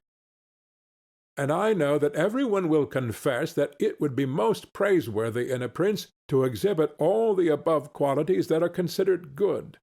But because they can neither be entirely possessed nor observed, for human conditions do not permit it, it is necessary for him to be sufficiently prudent that he may know how to avoid the reproach of those vices which would lose him his state, and also to keep himself, if it be possible, from those which would not lose him it. But this not being possible, he may with less hesitation abandon himself to them. And again, he need not make himself uneasy at incurring a reproach for those vices without which the state can only be saved with difficulty. For if everything is considered carefully, it will be found that something which looks like virtue, if followed, would be his ruin, whilst something else, which looks like vice, yet followed, brings him security and prosperity. Chapter 16. Concerning liberality and meanness. Commencing then with the first of the above-named characteristics, I say that it would be well to be reputed liberal.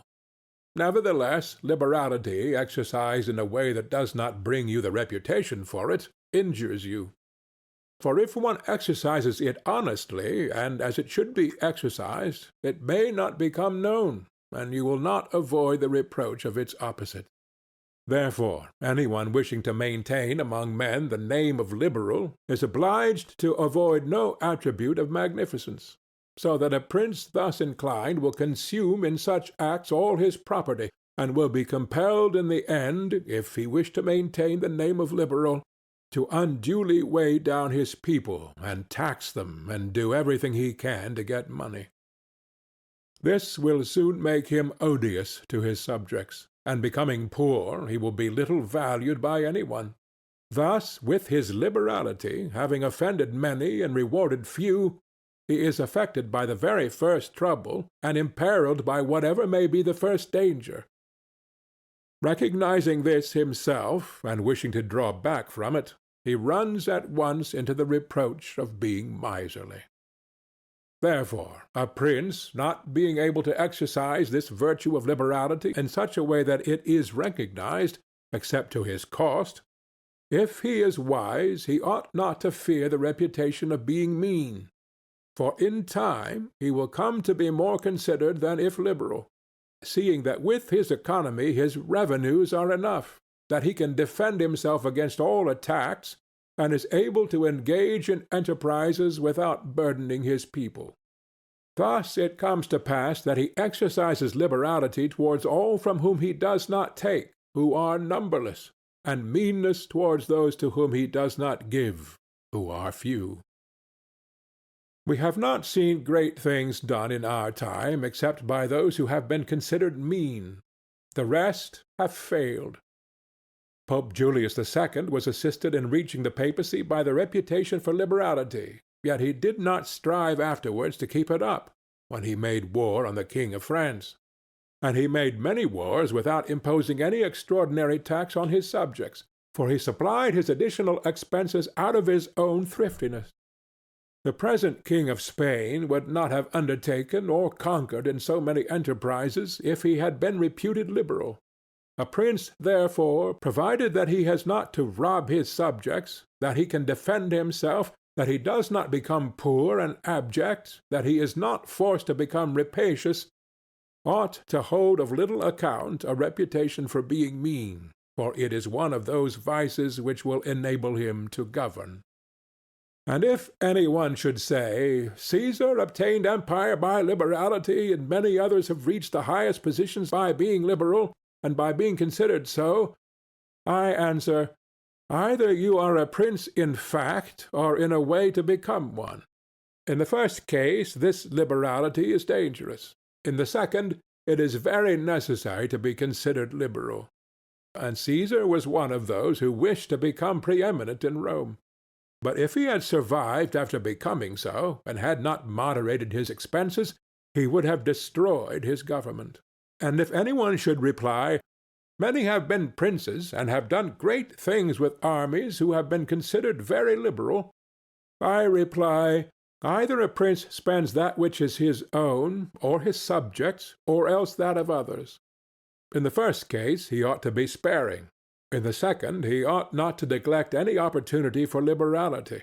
And the prince who goes forth with his army, supporting it by pillage, sack, and extortion, handling that which belongs to others, this liberality is necessary, otherwise he would not be followed by soldiers. And of that which is neither yours nor your subjects you can be a ready giver, as were Cyrus, Caesar, and Alexander, because it does not take away your reputation if you squander that of others, but adds to it. It is only squandering your own that injures you. And there is nothing wastes so rapidly as liberality, for even whilst you exercise it you lose the power to do so, and so become either poor or despised, or else, in avoiding poverty, rapacious and hated. And a prince should guard himself above all things against being despised and hated, and liberality leads you to both. Therefore it is wiser to have a reputation for meanness which brings reproach without hatred, than to be compelled through seeking a reputation for liberality to incur a name for rapacity which begets reproach with hatred. Chapter 17. Concerning cruelty and clemency, and whether it is better to be loved than feared. Coming now to the other qualities mentioned above, I say that every prince ought to desire to be considered clement and not cruel. Nevertheless, he ought to take care not to misuse this clemency. Cesare Borgia was considered cruel. Notwithstanding, his cruelty reconciled the Romagna, unified it, and restored it to peace and loyalty. And if this be rightly considered, he will be seen to have been much more merciful than the Florentine people, who, to avoid a reputation for cruelty, permitted Pistoia to be destroyed. Therefore a prince, so long as he keeps his subjects united and loyal, ought not to mind the reproach of cruelty, because with a few examples he will be more merciful than those who, through too much mercy, allow disorders to arise, from which follow murders or robberies. For these are wont to injure the whole people, whilst those executions which originate with a prince offend the individual only. And of all princes it is impossible for the new prince to avoid the imputation of cruelty, owing to new states being full of dangers.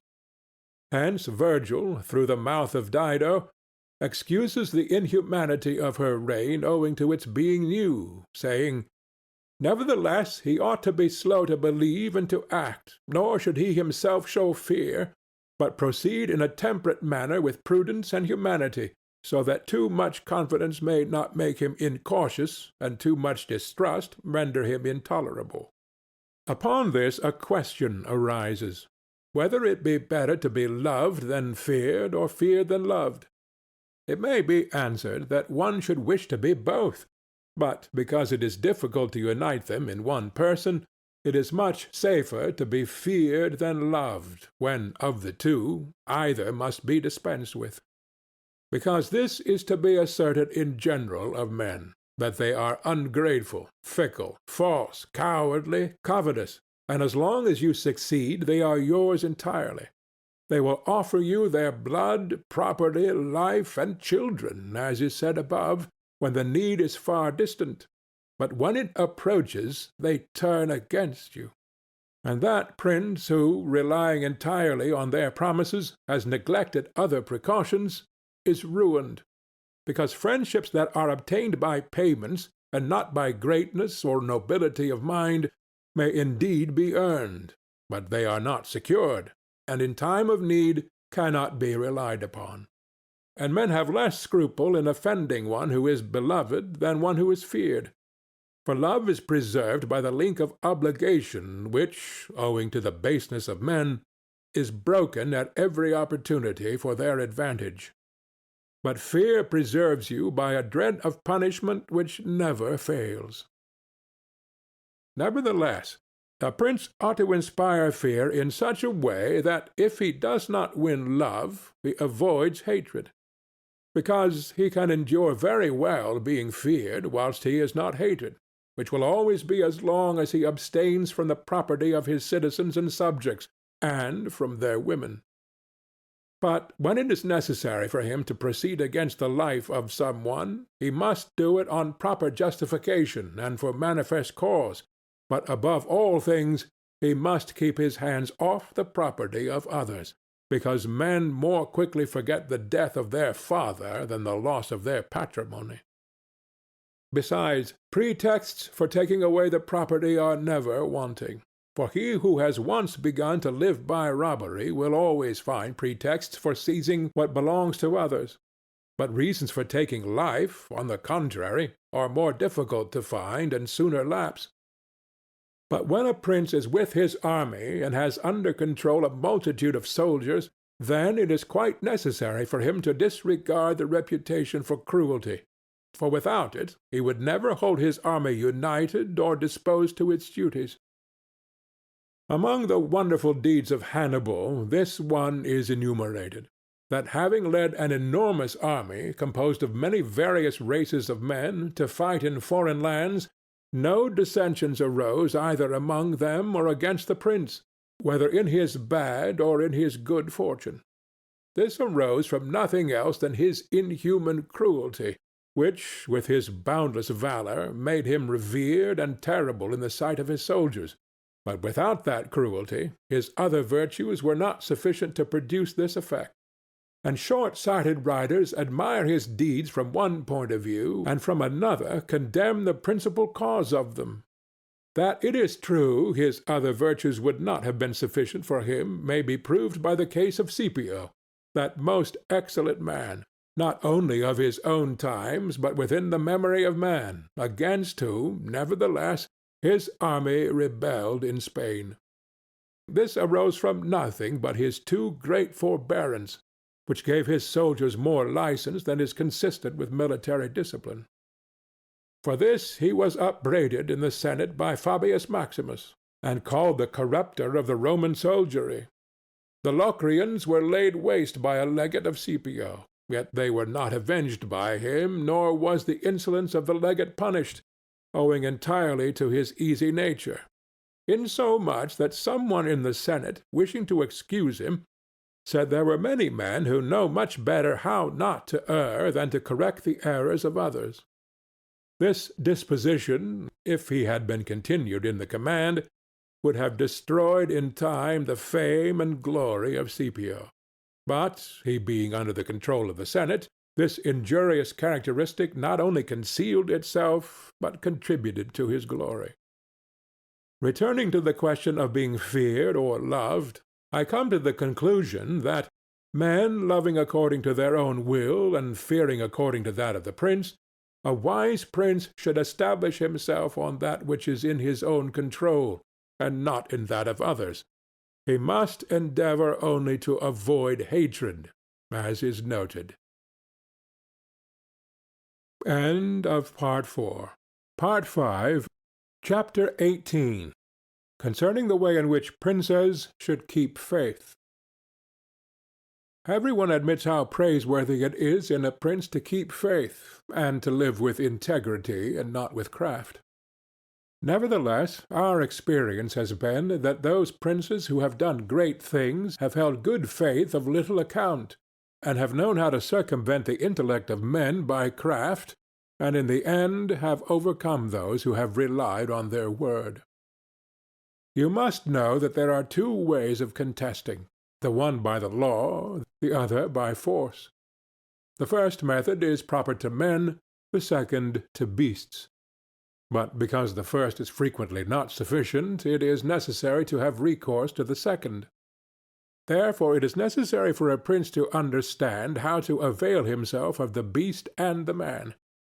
This has been figuratively taught to princes by ancient writers, who describe how Achilles and many other princes of old were given to the centaur Chiron to nurse, who brought them up in his discipline, which means solely that, as they had for a teacher one who was half beast and half man, so it is necessary for a prince to know how to make use of both natures, and that one without the other is not durable.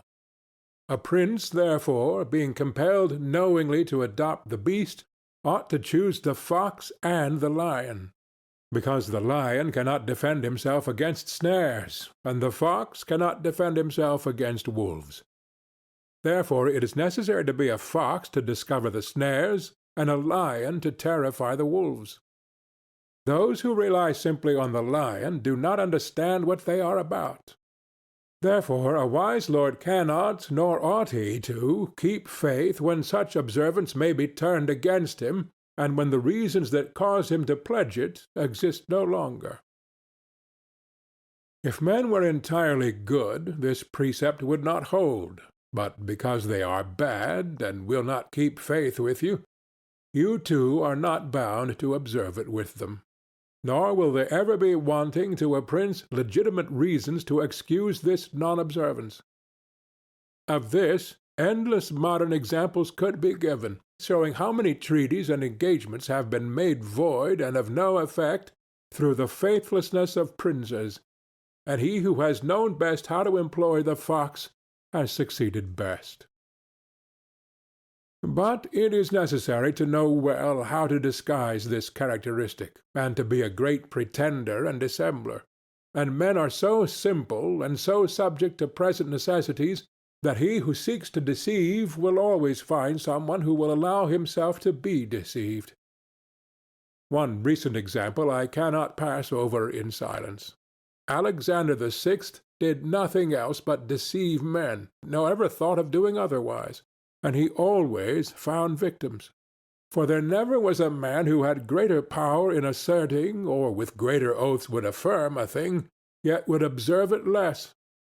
Nevertheless, his deceits always succeeded according to his wishes, because he well understood this side of mankind. Therefore it is unnecessary for a prince to have all the good qualities I have enumerated, but it is very necessary to appear to have them. And I shall dare to say this also, that to have them and always to observe them is injurious, and that to appear to have them is useful.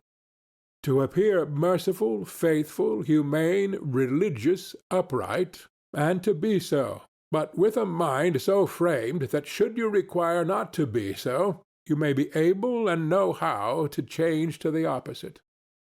And you have to understand this, that a prince, especially a new one, cannot observe all these things for which men are esteemed, being often forced, in order to maintain the state, to act contrary to fidelity, friendship, humanity, and religion. Therefore it is necessary for him to have a mind ready to turn itself accordingly as the winds and variations of fortune force it, yet, as I have said before, not to diverge from the good if he can avoid doing so, but if compelled, then to know how to set about it. For this reason a prince ought to take care that he never lets anything slip from his lips that is not replete with the above-named 5 qualities, that he may appear to him who sees and hears him altogether merciful, faithful, humane, upright, and religious. There is nothing more necessary to appear to have than this last quality, inasmuch as men judge generally more by the eye than by the hand, because it belongs to everybody to see you, to few to come in touch with you. Every one sees what you appear to be. Few really know what you are. And those few dare not oppose themselves to the opinion of the many, who have the majesty of the state to defend them. And in the actions of all men, and especially of princes, which it is not prudent to challenge, one judges by the result. For that reason, let a prince have the credit for conquering and holding his state, the means will always be considered honest, and he will be praised by everybody, because the vulgar are always taken by what a thing seems to be and by what comes of it, and in the world there are only the vulgar, for the few find a place there only when the many have no ground to rest on. One prince of the present time, whom it is not well to name, never preaches anything else but peace and good faith, and to both he is most hostile, and either, if he had kept it, would have deprived him of reputation and kingdom many a time. Chapter 19. That one should avoid being despised and hated. Now, concerning the characteristics of which mention is made above, I have spoken of the more important ones. The others I wish to discuss briefly under this generality, that the prince must consider, as has been in part said before, how to avoid those things which will make him hated or contemptible. And as often as he shall have succeeded, he will have fulfilled his part, and he need not fear any danger in other reproaches. It makes him hated above all things, as I have said, to be rapacious, and to be a violator of the property and women of his subjects, from both of which he must abstain.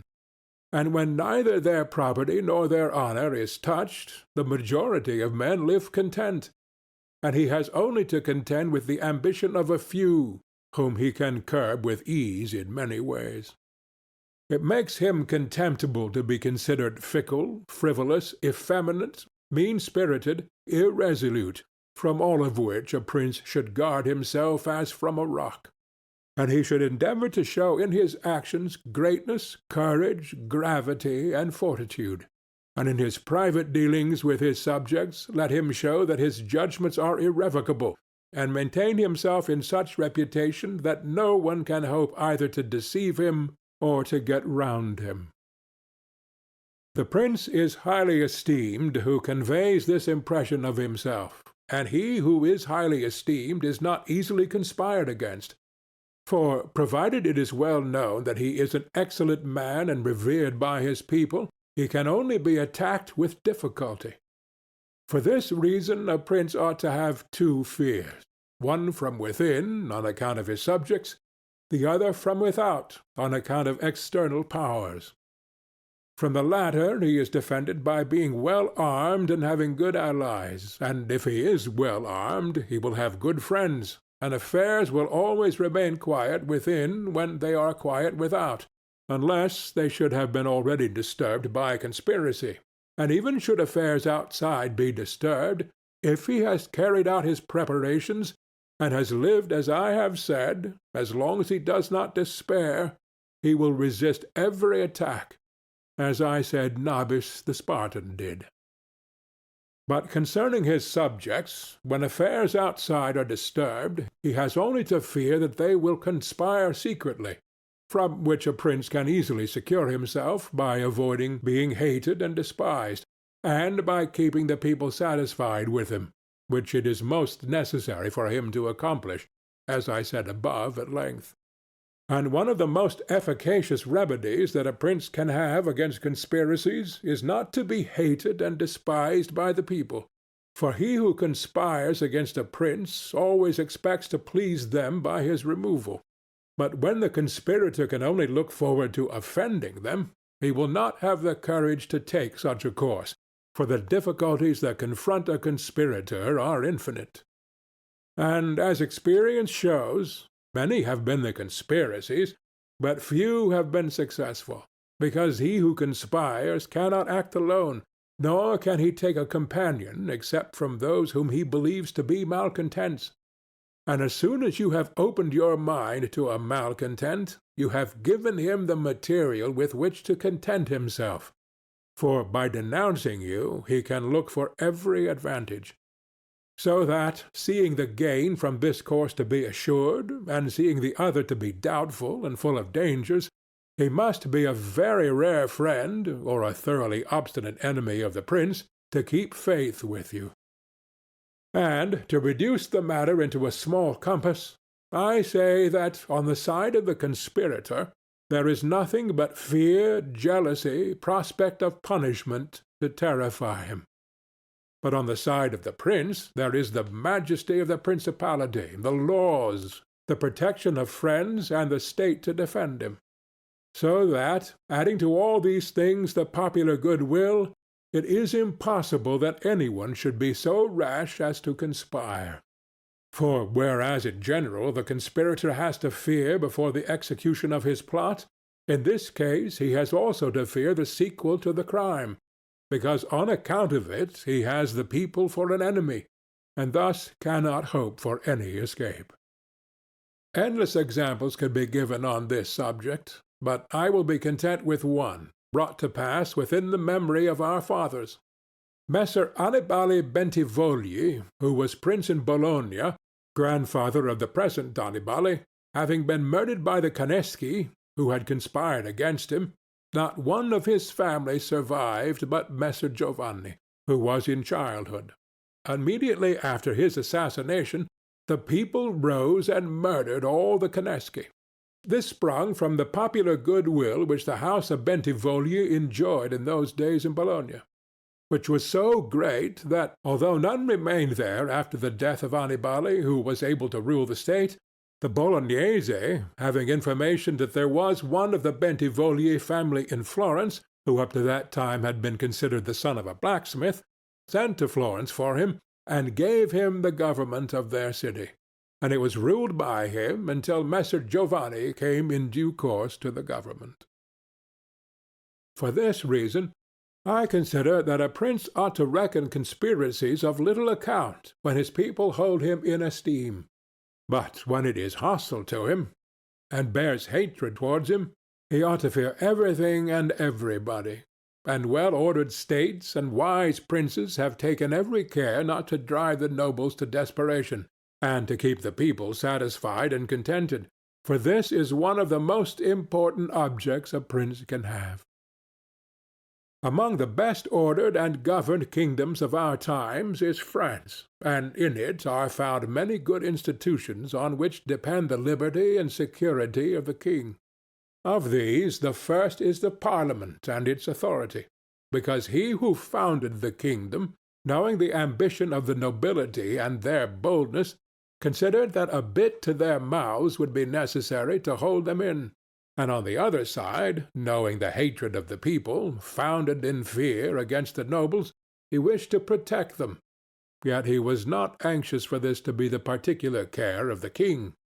Therefore, to take away the reproach which he would be liable to from the nobles by favoring the people, and from the people for favoring the nobles, he set up an arbiter, who should be one who could beat down the great and favor the lesser without approach to the king. Neither could you have a better or a more prudent arrangement, or a greater source of security to the king and kingdom. From this one can draw another important conclusion, that princes ought to leave affairs of reproach to the management of others, and keep those of grace in their own hands. And further, I consider that a prince ought to cherish the nobles, but not so as to make himself hated by the people. It may appear, perhaps, to some who have examined the lives and deaths of the Roman emperors, that many of them would be an example contrary to my opinion, seeing that some of them lived nobly and showed great qualities of soul. Nevertheless, they have lost their empire, or have been killed by subjects who have conspired against them. Wishing, therefore, to answer these objections, I will recall the characteristics of some of the emperors, and will show that the causes of their ruin were not different to those alleged by me. At the same time, I will only submit for consideration those things that are noteworthy to him who studies the affairs of those times. It seems to me sufficient to take all those emperors who succeeded to the empire after Marcus the philosopher, down to Maximinus. They were Marcus and his son Commodus, Pertinax, Julian, Severus and his son Antoninus Caracalla, Macrinus, Heliogabalus, Alexander, and Maximinus. There is first to note that, whereas in other principalities the ambition of the nobles and the insolence of the people only have to be contended with, the Roman emperors had a third difficulty in having to put up with the cruelty and avarice of their soldiers, a matter so beset with difficulties that it was the ruin of many.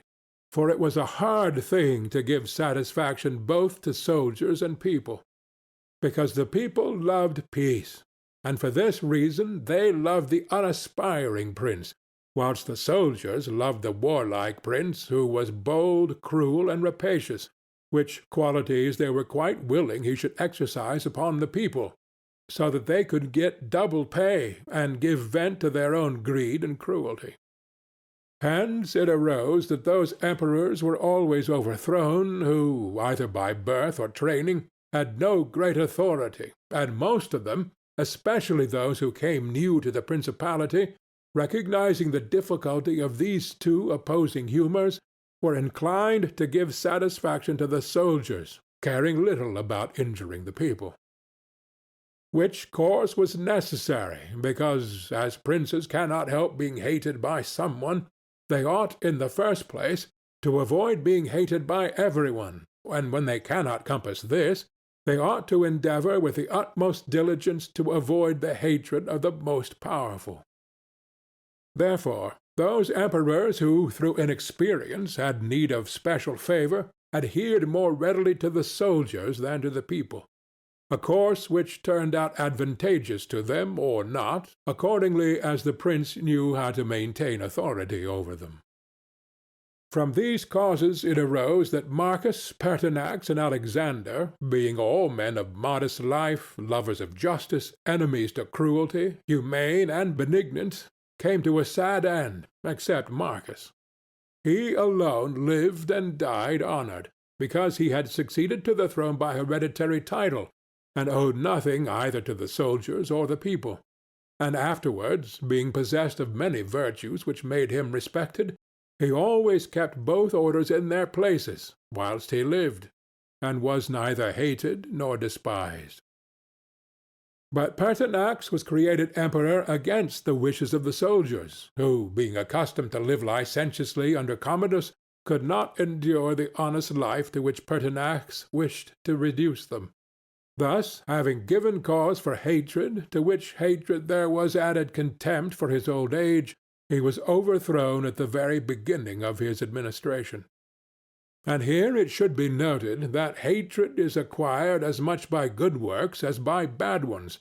Therefore, as I said before, a prince wishing to keep his state is very often forced to do evil, for when that body is corrupt whom you think you have need of to maintain yourself, it may be either the people or the soldiers, or the nobles, you have to submit to its humors and to gratify them, and then good works will do you harm.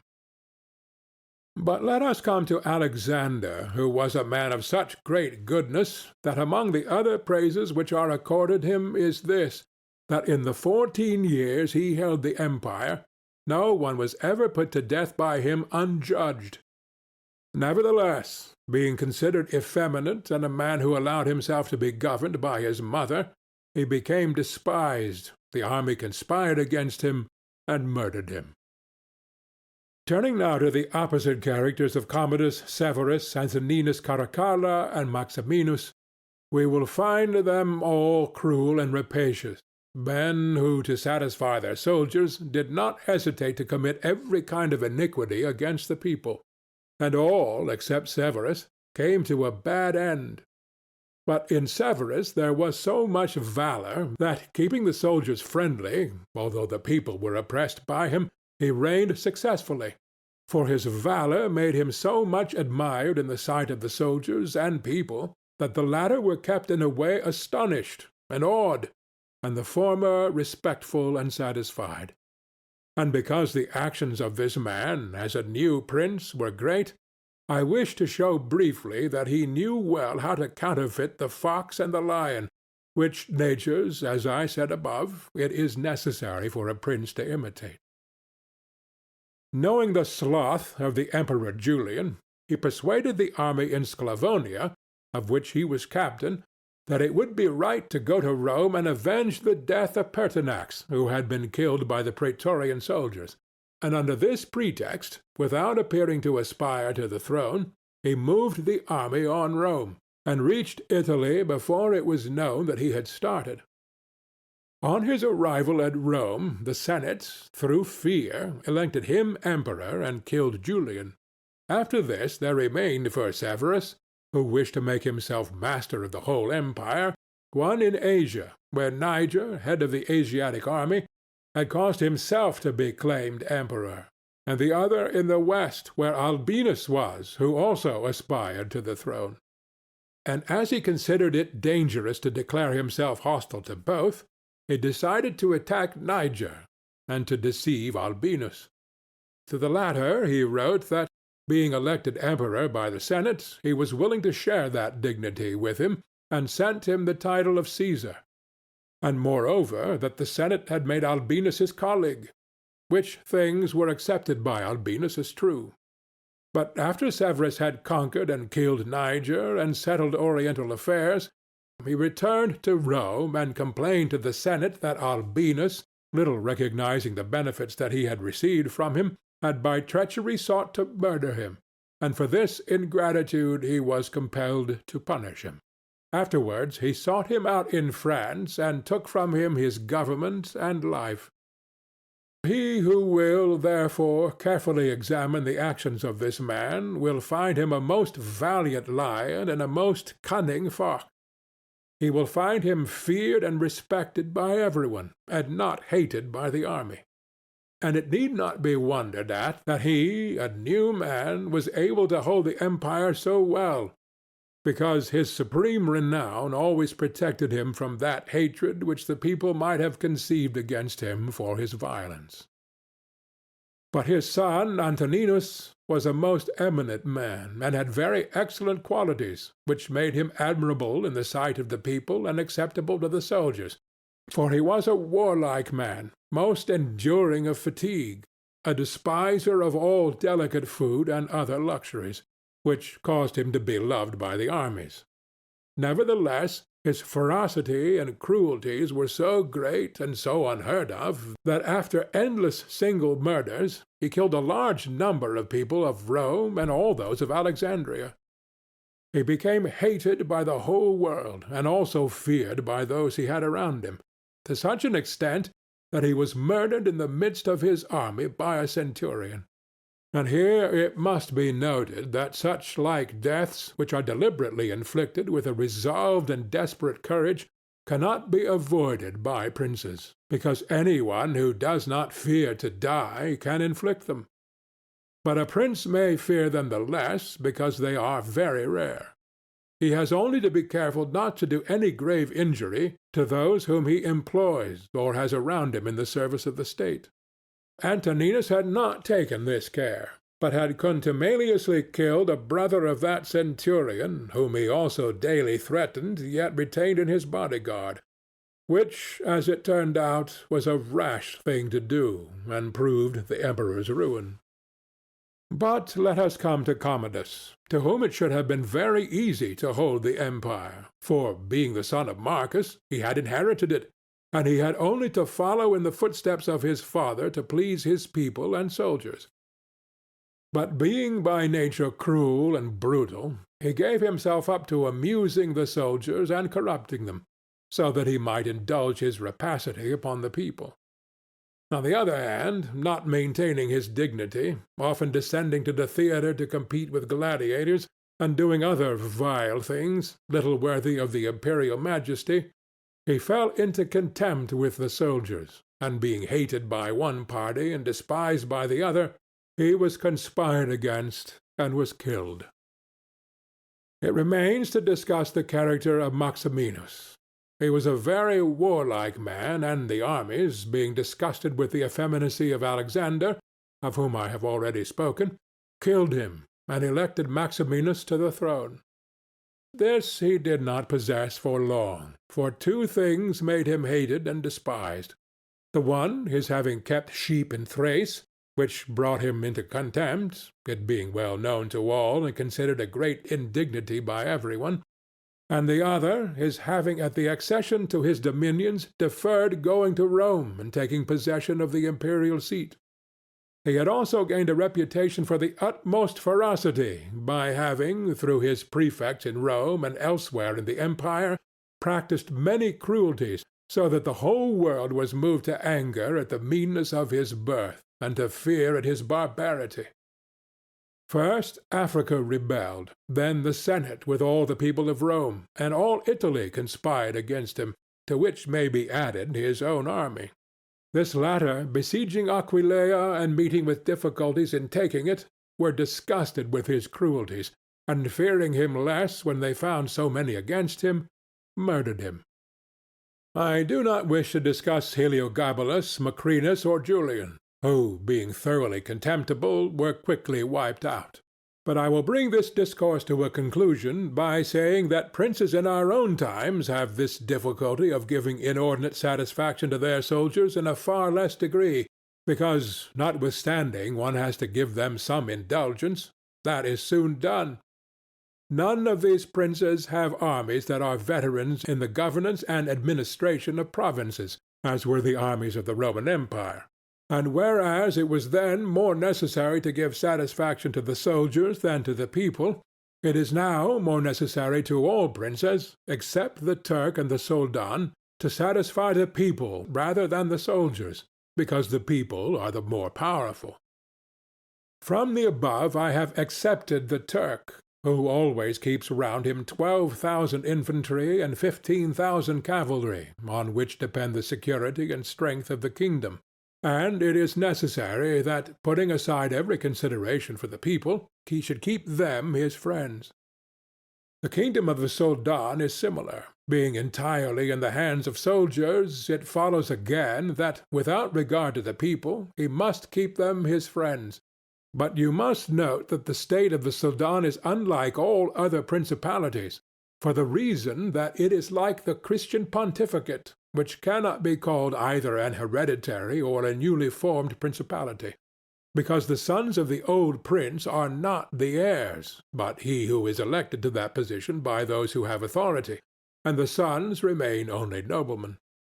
And this being an ancient custom, it cannot be called a new principality, because there are none of those difficulties in it that are met with in new ones. For although the prince is new, the constitution of the state is old, and it is framed so as to receive him as if he were its hereditary lord. But, returning to the subject of our discourse, I say that whoever will consider it will acknowledge that either hatred or contempt has been fatal to the above-named emperors, and it will be recognized also how it happened that, a number of them acting in one way and a number in another, only one in each way came to a happy end, and the rest to unhappy ones. Because it would have been useless and dangerous for Pertinax and Alexander, being new princes, to imitate Marcus, who was heir to the principality, and likewise it would have been utterly destructive to Caracalla, Commodus, and Maximinus to have imitated Severus, they not having sufficient valor to enable them to tread in his footsteps. Therefore, a prince new to the principality cannot imitate the actions of Marcus, nor again is it necessary to follow those of Severus, but he ought to take from Severus those parts which are necessary to found his state, and from Marcus those which are proper and glorious, to keep a state that may already be stable and firm. End of Part 5. Part 6, Chapter 20.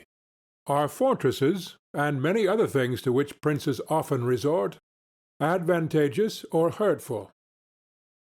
1. Some princes, so as to hold securely the state, have disarmed their subjects. Others have kept their subject towns distracted by factions. Others have fostered enmities against themselves. Others have laid themselves out to gain over those whom they distrusted in the beginning of their governments. Some have built fortresses, some have overthrown and destroyed them.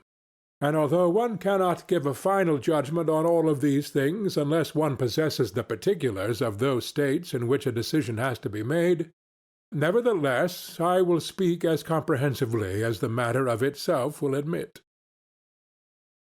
2. There never was a new prince who has disarmed his subjects.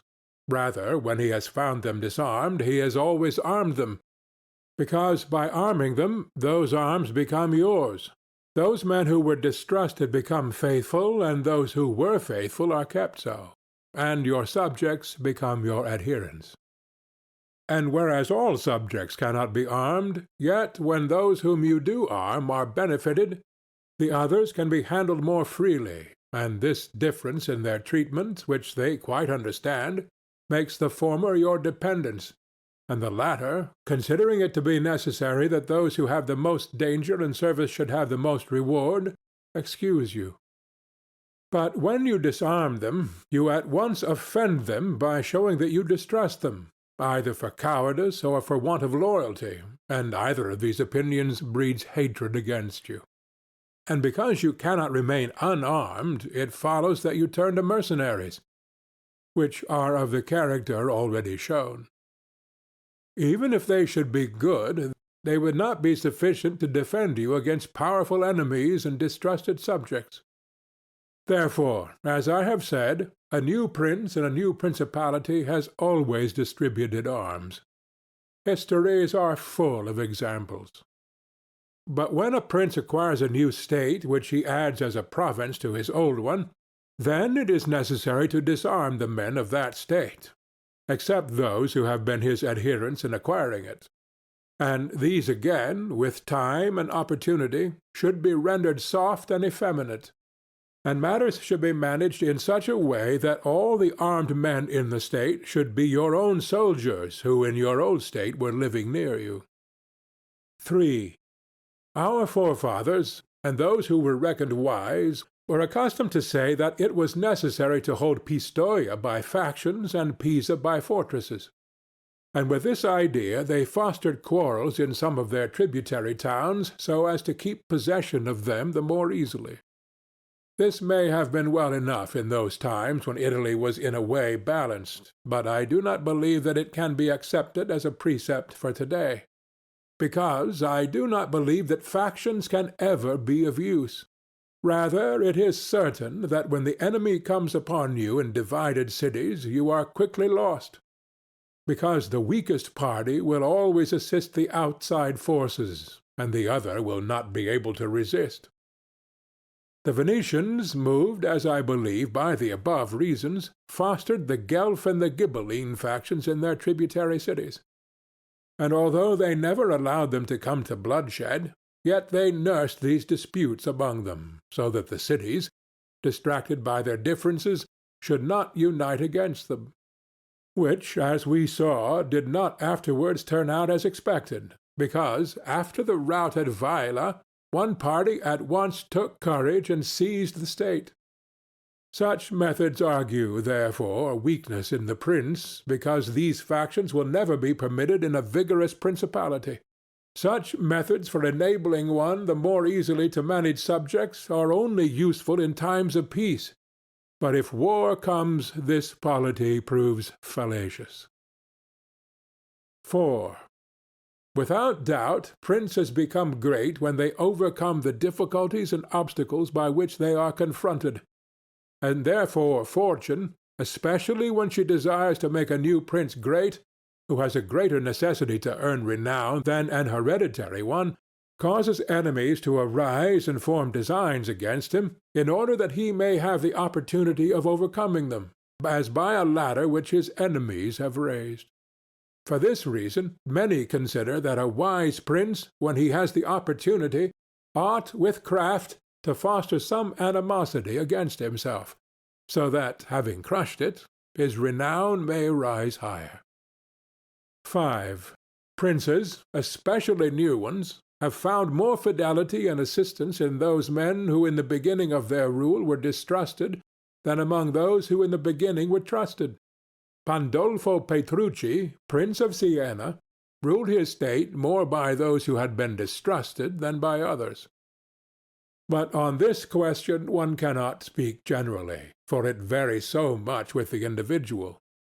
I will only say this, that those men who at the commencement of a princedom have been hostile, if they are of a description to need assistance to support themselves, can always be gained over with the greatest ease, and they will be tightly held to serve the prince with fidelity, inasmuch as they know it to be very necessary for them to cancel by deeds the bad impression which he had formed of them. And thus, The prince always extracts more profit from them than from those who, serving him in too much security, may neglect his affairs. And since the matter demands it, I must not fail to warn a prince, who by means of secret favors has acquired a new state, that he must well consider the reasons which induced those to favor him who did so. And if it be not a natural affection towards him, but only discontent with their government, then he will only keep them friendly with great trouble and difficulty, for it will be impossible to satisfy them.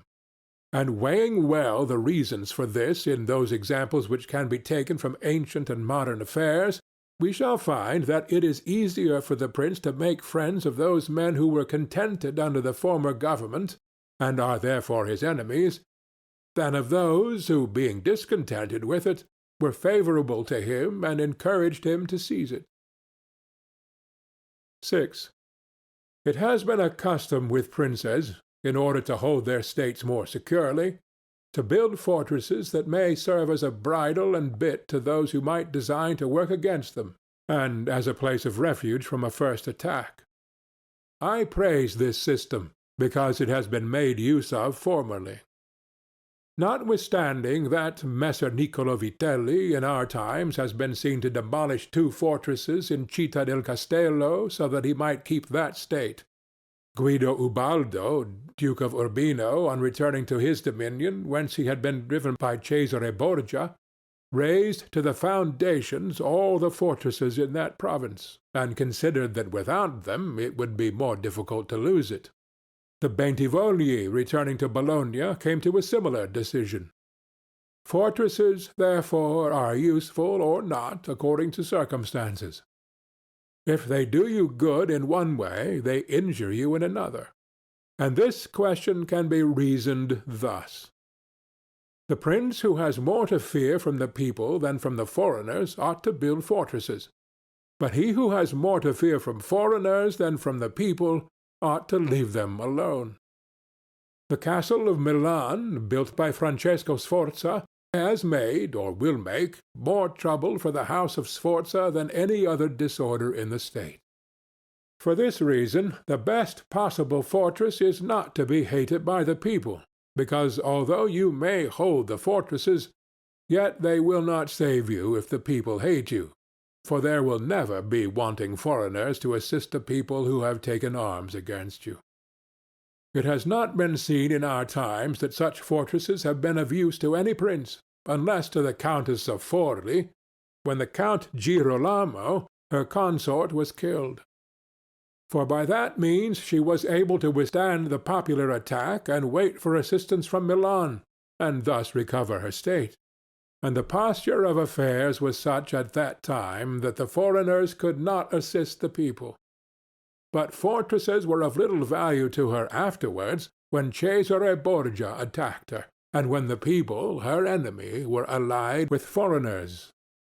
Therefore it would have been safer for her, both then and before, not to have been hated by the people than to have had the fortresses.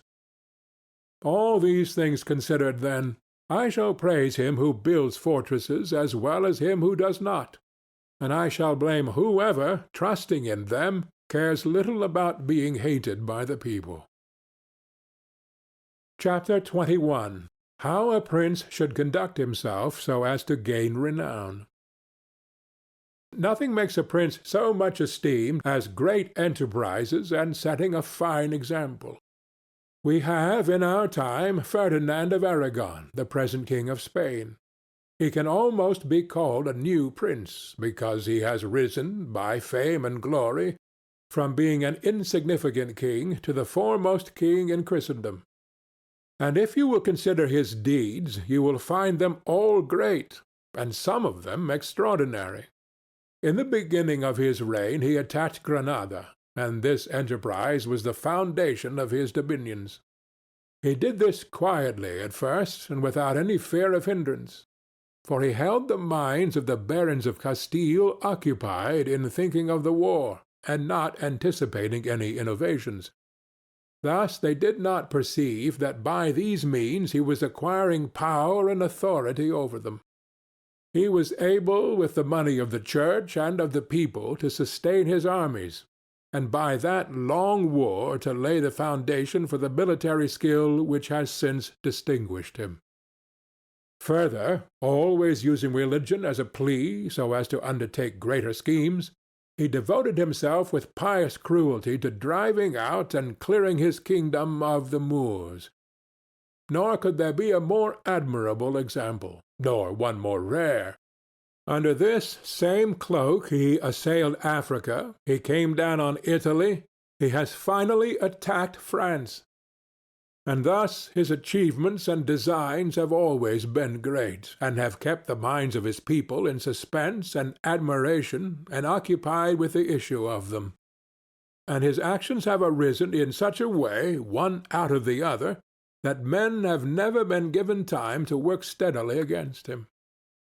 Again, it much assists a prince to set unusual examples in internal affairs, similar to those which are related of Messer Bernabo da Milano, who, when he had the opportunity, by any one in civil life doing some extraordinary thing, either good or bad, would take some method of rewarding or punishing him, which would be much spoken about. And a prince ought, above all things, always endeavor in every action to gain for himself the reputation of being a great and remarkable man. A prince is always respected when he is either a true friend or a downright enemy, that is to say, when, without any reservation, he declares himself in favor of one party against the other, which course will always be more advantageous than standing neutral. Because if two of your powerful neighbors come to blows, they are of such a character that if one of them conquers, you have either to fear him or not. In either case, it will always be more advantageous for you to declare yourself and to make war strenuously. Because in the first case, if you do not declare yourself, you will invariably fall a prey to the conqueror, to the pleasure and satisfaction of him who has been conquered, and you will have no reasons to offer, nor anything to protect or to shelter you. Because he who conquers does not want doubtful friends who will not aid him in the time of trial. And he who loses will not harbor you because you did not willingly, sword in hand, court his fate. Antiochus went into Greece, being sent for by the Aetolians to drive out the Romans. He sent envoys to the Achaeans, who were friends of the Romans, exhorting them to remain neutral, and on the other hand the Romans urged him to take up arms. This question came to be discussed in the council of the Achaeans, where the legate of Antiochus urged them to stand neutral. To this the Roman legate answered, "As for that which has been said, that it is better and more advantageous for your state not to interfere in our war, nothing can be more erroneous, because by not interfering you will be left, without favor or consideration, the guerdon of the conqueror. Thus it will always happen that he who is not your friend will demand your neutrality, whilst he who is your friend will entreat you to declare himself with arms. And irresolute princes, to avoid present dangers, generally follow the neutral path, and are generally ruined. But when a prince declares himself gallantly in favor of one side, if the party with whom he allies himself conquers, although the victor may be powerful and may have him at his mercy, yet he is indebted to him, and there is established a bond of amity. And men are never so shameless as to become a monument of ingratitude by oppressing you. Victories, after all, are never so complete that the victor must not show some regard, especially to justice. But if he with whom you ally yourself loses, you may be sheltered by him, and whilst he is able he may aid you, and you become companions on a fortune that may rise again. In the second case, when those who fight are of such a character that you have no anxiety as to who may conquer, so much the more is it greater prudence to be allied, because you assist at the destruction of one by the aid of another, who, if he has been wise, would have saved him. And conquering, as it is impossible that he should not do with your assistance, he remains at your discretion. And here it is to be noted that a prince ought to take care never to make an alliance with one more powerful than himself for the purposes of attacking others, unless necessity compels him, as is said before. Because if he conquers, you are at his discretion, and princes ought to avoid as much as possible being at the discretion of any one. The Venetians joined with France against the Duke of Milan, and this alliance, which caused their ruin, could have been avoided. But when it cannot be avoided, as happened to the Florentines when the Pope and Spain sent armies to attack Lombardy, then in such a case, for the above reasons, the prince ought to favor one of the parties. Never let any government imagine that it can choose perfectly safe courses. Rather, let it expect to have to take very doubtful ones, because it is found in ordinary affairs that one never seeks to avoid one trouble without running into another. But prudence consists in knowing how to distinguish the character of troubles, and for choice to take the lesser evil. A prince ought also to show himself a patron of ability, and to honor the proficient in every art. At the same time, he should encourage his citizens to practice their callings peaceably, both in commerce and agriculture and in every other following, so that the one should not be deterred from improving his possessions for fear lest they be taken away from him, or another from opening up trade for fear of taxes. But the prince ought to offer rewards to whoever wishes to do these things, and designs in any way to honor his city or state. Further, he ought to entertain the people with festivals and spectacles at convenient seasons of the year. And as every city is divided into guilds or into societies, he ought to hold such bodies in esteem, and associate with them sometimes, and show himself an example of courtesy and liberality. Nevertheless, always maintaining the majesty of his rank. For this he must never consent to abate in anything. Chapter 22. Concerning the secretaries of princes. The choice of servants is of no little importance to a prince, and they are good or not according to the discrimination of the prince. And the first opinion which one forms of a prince and of his understanding is by observing the men he has around him, and when they are capable and faithful he may always be considered wise, because he has known how to recognize the capable and to keep them faithful. But when they are otherwise, one cannot form a good opinion of him, for the prime error which he made was in choosing them. There were none who knew Messer Antonio de Venafro as the servant of Pandolfo Petrucci, Prince of Siena, who would not consider Pandolfo to be a very clever man in having Venafro for his servant, because there are three classes of intellects: one which comprehends by itself, another which appreciates what others comprehended, and a third which neither comprehends by itself nor by the showing of others. The first is the most excellent, the second is good, the third is useless. Therefore it follows necessarily that, if Pandolfo was not in the first rank, he was in the second. For whenever one has judgment to know good and bad when it is said and done, although he himself may not have the initiative, yet he can recognize the good and bad in his servant, and the one he can praise and the other correct. Thus the servant cannot hope to deceive him, and is kept honest. But to enable a prince to form an opinion of his servant there is one test which never fails.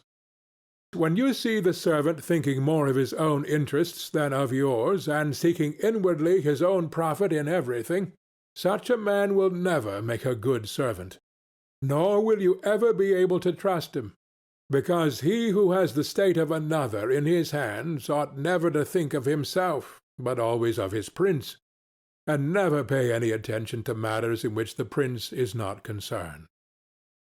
On the other hand, to keep his servant honest, the prince ought to study him, honoring him, enriching him, doing him kindnesses, sharing with him the honors and cares, and at the same time let him see that he cannot stand alone, so that many honors may not make him desire more, many riches make him wish for more, and that many cares may make him dread chances. When, therefore, servants and princes toward servants are thus disposed, they can trust each other, but when it is otherwise, the end will always be disastrous for either one or the other. End of Part 6. Part 7, Chapter 23. How Flatterers should be Avoided. I do not wish to leave out an important branch of this subject, for it is a danger from which princes are with difficulty preserved, unless they are very careful and discriminating. It is that of flatterers, of whom courts are full, because men are so self-complacent in their own affairs, and in a way so deceived in them, that they are preserved with difficulty from this pest, and if they wish to defend themselves, they run the danger of falling into contempt. Because there is no other way of guarding oneself from flatterers except letting men understand that to tell you the truth does not offend you. But when every one may tell you the truth, respect for you abates. Therefore a wise prince ought to hold a third course, by choosing the wise men in his state, and giving them only the liberty of speaking the truth to him, and then only of those things of which he inquires, and of none others. But he ought to question them upon everything, and listen to their opinions, and afterwards form his own conclusions. With these counsellors, separately and collectively, he ought to carry himself in such a way that each of them should know that, the more freely he shall speak, the more he shall be preferred. Outside of these, he should listen to no one, pursue the thing resolved on, and be steadfast in his resolutions. He who does otherwise is either overthrown by flatterers, or is so often changed by varying opinions that he falls into contempt. I wish on this subject to adduce a modern example.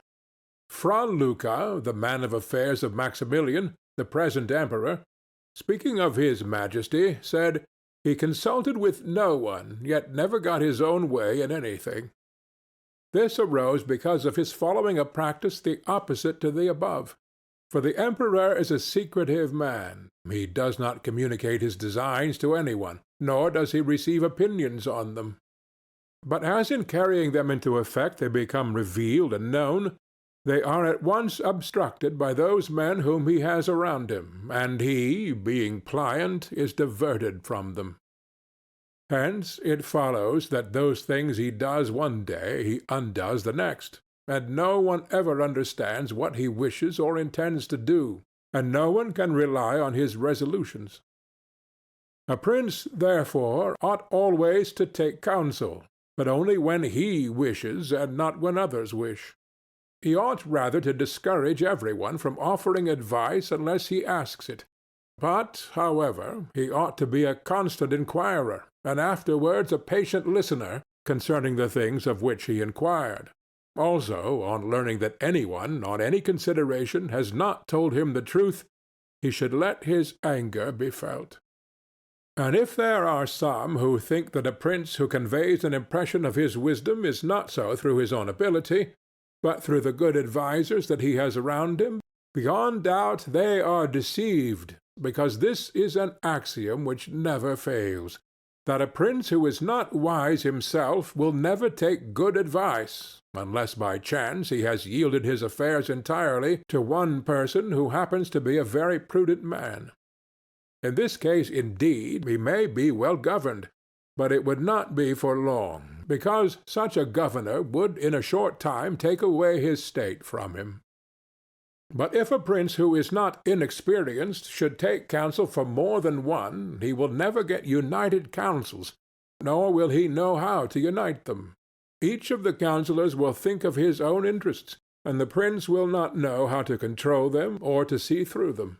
And they are not to be found otherwise, because men will always prove untrue to you unless they are kept honest by constraint. Therefore it must be inferred that good counsels, whencesoever they come, are born of the wisdom of the prince, and not the wisdom of the prince from good counsels. Chapter 24. Why the Princes of Italy have lost their State. The previous suggestions, carefully observed, will enable a new prince to appear well established, and render him at once more secure and fixed in the state than if he had been long seated there. For the actions of a new prince are more narrowly observed than those of an hereditary one, and when they are seen to be able they gain more men, and bind far tighter than ancient blood. Because men are attracted more by the present than by the past, and when they find the present good, they enjoy it and seek no further. They will also make the utmost defence of a prince if he fails them not in other things. Thus it will be a double glory for him to have established a new principality, and adorned and strengthened it with good laws, good arms, good allies, and with a good example. So will it be a double disgrace to him who, born a prince, shall lose his state by want of wisdom. And if these seigneurs are considered who have lost their states in Italy in our times, such as the King of Naples, the Duke of Milan, and others, there will be found in them, firstly, one common defect in regard to arms from the causes which have been discussed at length. In the next place, some one of them will be seen, either to have had the people hostile, or if he has had the people friendly, he has not known how to secure the nobles. In the absence of these defects, states that have power enough to keep an army in the field cannot be lost. Philip of Macedon, not the father of Alexander the Great, but he who was conquered by Titus Quintius, had not much territory compared to the greatness of the Romans and of Greece who attacked them. Yet, being a warlike man who knew how to attract the people and secure the nobles, he sustained the war against the enemies for many years, and if in the end he lost the dominion of some cities, nevertheless he retained the kingdom. Therefore, do not let our princes accuse fortune for the loss of their principalities after so many years' possession, but rather their own sloth, because in quiet times they never thought there could be a change. It is a common defect in man not to make any provision in the calm against the tempest, and when afterwards the bad times came, they thought of flight and not of defending themselves, and they hoped that the people, disgusted with the insolence of the conquerors, would recall them. This course, when others fail, may be good, but it is very bad to have neglected all other expedients for that, since you would never wish to fall because you trusted to be able to find someone later on to restore you. This again either does not happen, or if it does, it will not be for your security, because that deliverance is of no avail which does not depend upon yourself. Those only are reliable, certain, and durable that depend on yourself and your valor. Chapter 25. What fortune can effect in human affairs, and how to withstand her. It is not unknown to me how many men have had, and still have, the opinion that the affairs of the world are in such wise governed by fortune and by God that men with their wisdom cannot direct them, and that no one can even help them. And because of this, they would have us believe that it is not necessary to labor much in affairs, but to let chance govern them. This opinion has been more credited in our times because of the great changes in affairs which have been seen, and may still be seen, every day, beyond all human conjecture. Sometimes, pondering over this, I am in some degree inclined to their opinion. Nevertheless, not to extinguish our free will, I hold it to be true that fortune is the arbiter of one half of our actions, but that she still leaves us to direct the other half, or perhaps a little less. I compare her to one of those raging rivers which, when in flood, overflows the plains, sweeping away trees and buildings, bearing away the soil from place to place. Everything flies before it, all yield to its violence, without being able in any way to withstand it. And yet, though its nature be such, it does not follow, therefore, that men, when the weather becomes fair, shall not make provision, both for defences and barriers, in such a manner that, rising again, the waters may pass away by canal, and their force be neither so unrestrained nor so dangerous. So it happens with Fortune, who shows her power where valor has not prepared to resist her, and thither she turns her forces where she knows that barriers and defences have not been raised to constrain her. And if you will consider Italy, which is the seat of these changes, and which has given to them their impulse, you will see it to be an open country without barriers and without any defence. For if it had been defended by proper valor, as are Germany, Spain, and France, either this invasion would not have made the great changes it has made, or it would not have come at all. And this I consider enough to say concerning resistance to fortune in general. But, confining myself more to the particular, I say that a prince may be seen happy to-day and ruined to-morrow without having shown any change of disposition or character.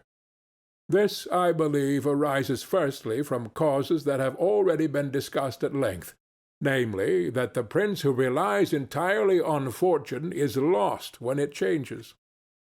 I believe also that he will be successful who directs his actions according to the spirit of the times, and that he whose actions do not accord with the times will not be successful. Because men are seen, in affairs that lead to the end which every man has before him, namely glory and riches, to get there by various methods, one with caution, another with haste, one by force, another by skill, one by patience, another by its opposite, and each one succeeds in reaching the goal by a different method. One can also see of two cautious men the one attain his end, the other fail, and similarly two men by different observances are equally successful, the one being cautious, the other impetuous. All this arises from nothing else than whether or not they conform in their methods to the spirit of the times. This follows from what I have said, that two men working differently bring about the same effect, and of two working similarly, one attains his object and the other does not. Changes in a state also issue from this, for if to one who governs himself with caution and patience, times and affairs converge in such a way that his administration is successful, his fortune is made. But if times and affairs change, he is ruined if he does not change his course of action. But a man who is not often found sufficiently circumspect to know how to accommodate himself to the change, both because he cannot deviate from what nature inclines him to do, and also because, having always prospered by acting in one way, he cannot be persuaded that it is well to leave it, and therefore the cautious man, when it is time to turn adventurous, does not know how to do it. Hence he is ruined, and had he changed his conduct with the times, fortune would not have changed. Pope Julius II went to work impetuously in all his affairs, and found the times and circumstances conform so well to that line of action that he always met with success. Consider his first enterprise against Bologna, Messer Giovanni Bentivoglio being still alive. The Venetians were not agreeable to it, nor was the King of Spain, and he had the enterprise still under discussion with the King of France. Nevertheless, he personally entered upon the expedition with his accustomed boldness and energy, a move which made Spain and the Venetians stand irresolute and passive, the latter from fear, the former from desire to recover the kingdom of Naples. On the other hand, he drew after him the King of France, because that king, having observed the movement, and desiring to make the Pope his friend so as to humble the Venetians, found it impossible to refuse him. Therefore Julius, with his impetuous action, accomplished what no other pontiff with simple human wisdom could have done. For if he had waited in Rome until he could get away, with his plans arranged and everything fixed, as any other pontiff would have done, he would never have succeeded. Because the King of France would have made 1,000 excuses, and the others would have raised 1,000 fears. I will leave his other actions alone, as they were all alike, and they all succeeded.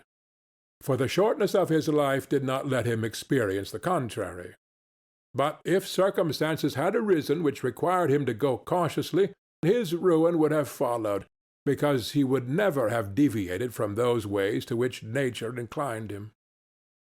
I conclude, therefore, that fortune being changeful and mankind steadfast in their ways, so long as the two are in agreement, men are successful, but unsuccessful when they fall out. For my part, I consider that it is better to be adventurous than cautious, because fortune is a woman, and if you wish to keep her under, it is necessary to beat and ill-use her, and it is seen that she allows herself to be mastered by the adventurous rather than by those who go to work more coldly.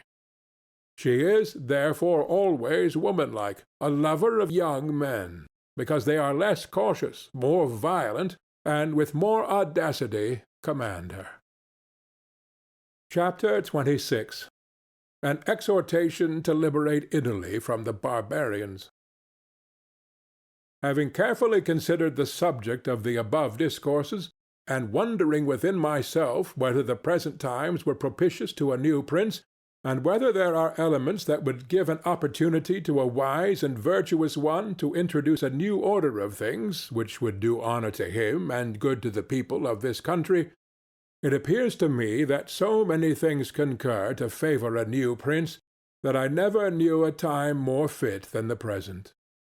And if, as I said, it was necessary that the people of Israel should be captive so as to make manifest the ability of Moses, that the Persians should be oppressed by the Medes so as to discover the greatness of the soul of Cyrus, and that the Athenians should be dispersed to illustrate the capabilities of Theseus, then at the present time, in order to discover the virtue of an Italian spirit, it was necessary that Italy should be reduced to the extremity that she is now in, that she should be more enslaved than the Hebrews, more oppressed than the Persians, more scattered than the Athenians, without head, without order, beaten, despoiled, torn, overrun, and to have endured every kind of desolation.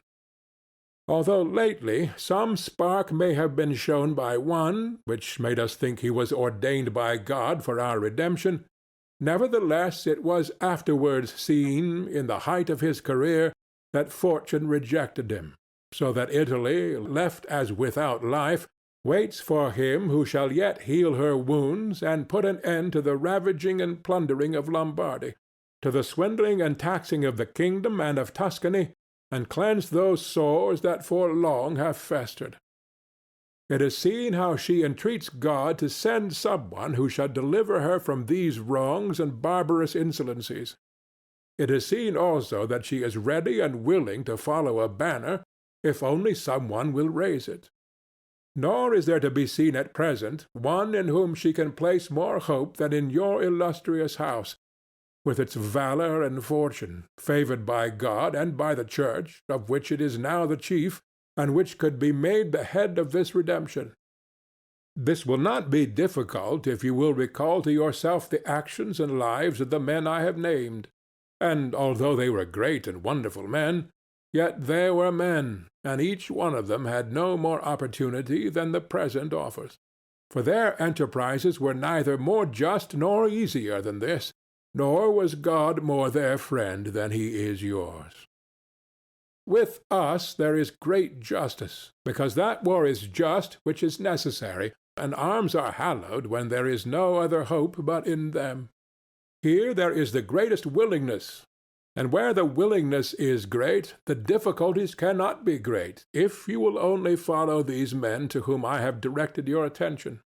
Further than this, how extraordinarily the ways of God have been manifested beyond example! The sea is divided, a cloud has led the way, the rock has poured forth water, it has rained manna. Everything has contributed to your greatness. You ought to do the rest. God is not willing to do everything, and thus take away our free will and that share of glory which belongs to us. And it is not to be wondered at if none of the above-named Italians have been able to accomplish all that is expected from your illustrious house, and if in so many revolutions in Italy and in so many campaigns it has always appeared as if military virtue were exhausted. This has happened because the old order of things was not good, and none of us have known how to find a new one. And nothing honors a man more than to establish new laws and new ordinances when he himself was newly risen. Such things, when they are well founded and dignified, will make them revered and admired, and in Italy there are not wanting opportunities to bring such into use in every form. Here there is great valour in the limbs, whilst it fails in the head. Look attentively at the duels and the hand-to-hand combats, how superior the Italians are in strength, dexterity, and subtlety. But when it comes to armies, they do not bear comparison, and this springs entirely from the insufficiency of the leaders, since those who are capable are not obedient. And each one seems to himself to know, there having never been any one so distinguished above the rest, either by valour or fortune, that others would yield to him. Hence it is that for so long a time, and during so much fighting in the past 20 years, whenever there has been an army wholly Italian, it has always given a poor account of itself. The first witness to this is Il Taro, afterwards Alessandria, Capua, Genoa, Vaila, Bologna, Maestri. If, therefore, your illustrious house wishes to follow these remarkable men who have redeemed their country, it is necessary before all things, as a true foundation for every enterprise, to be provided with your own forces, because there can be no more faithful, truer, or better soldiers.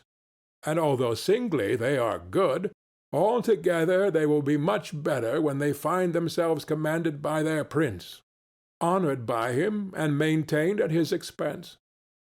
Therefore it is necessary to be prepared with such arms, so that you can be defended against foreigners by Italian valor. And although Swiss and Spanish infantry may be considered very formidable, nevertheless there is a defect in both, by reason of which a third order would not only be able to oppose them, but might be relied upon to overthrow them.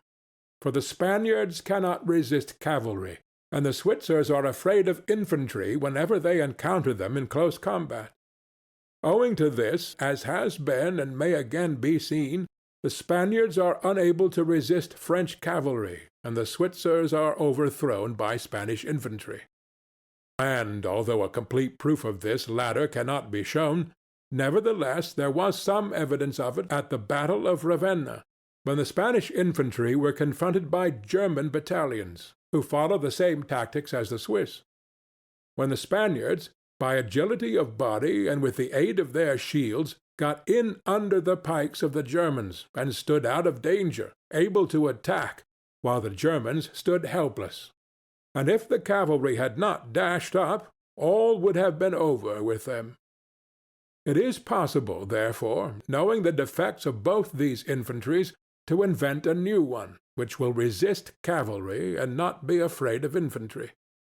This need not create a new order of arms, but a variation upon the old. And these are the kind of improvements which confer reputation and power upon a new prince.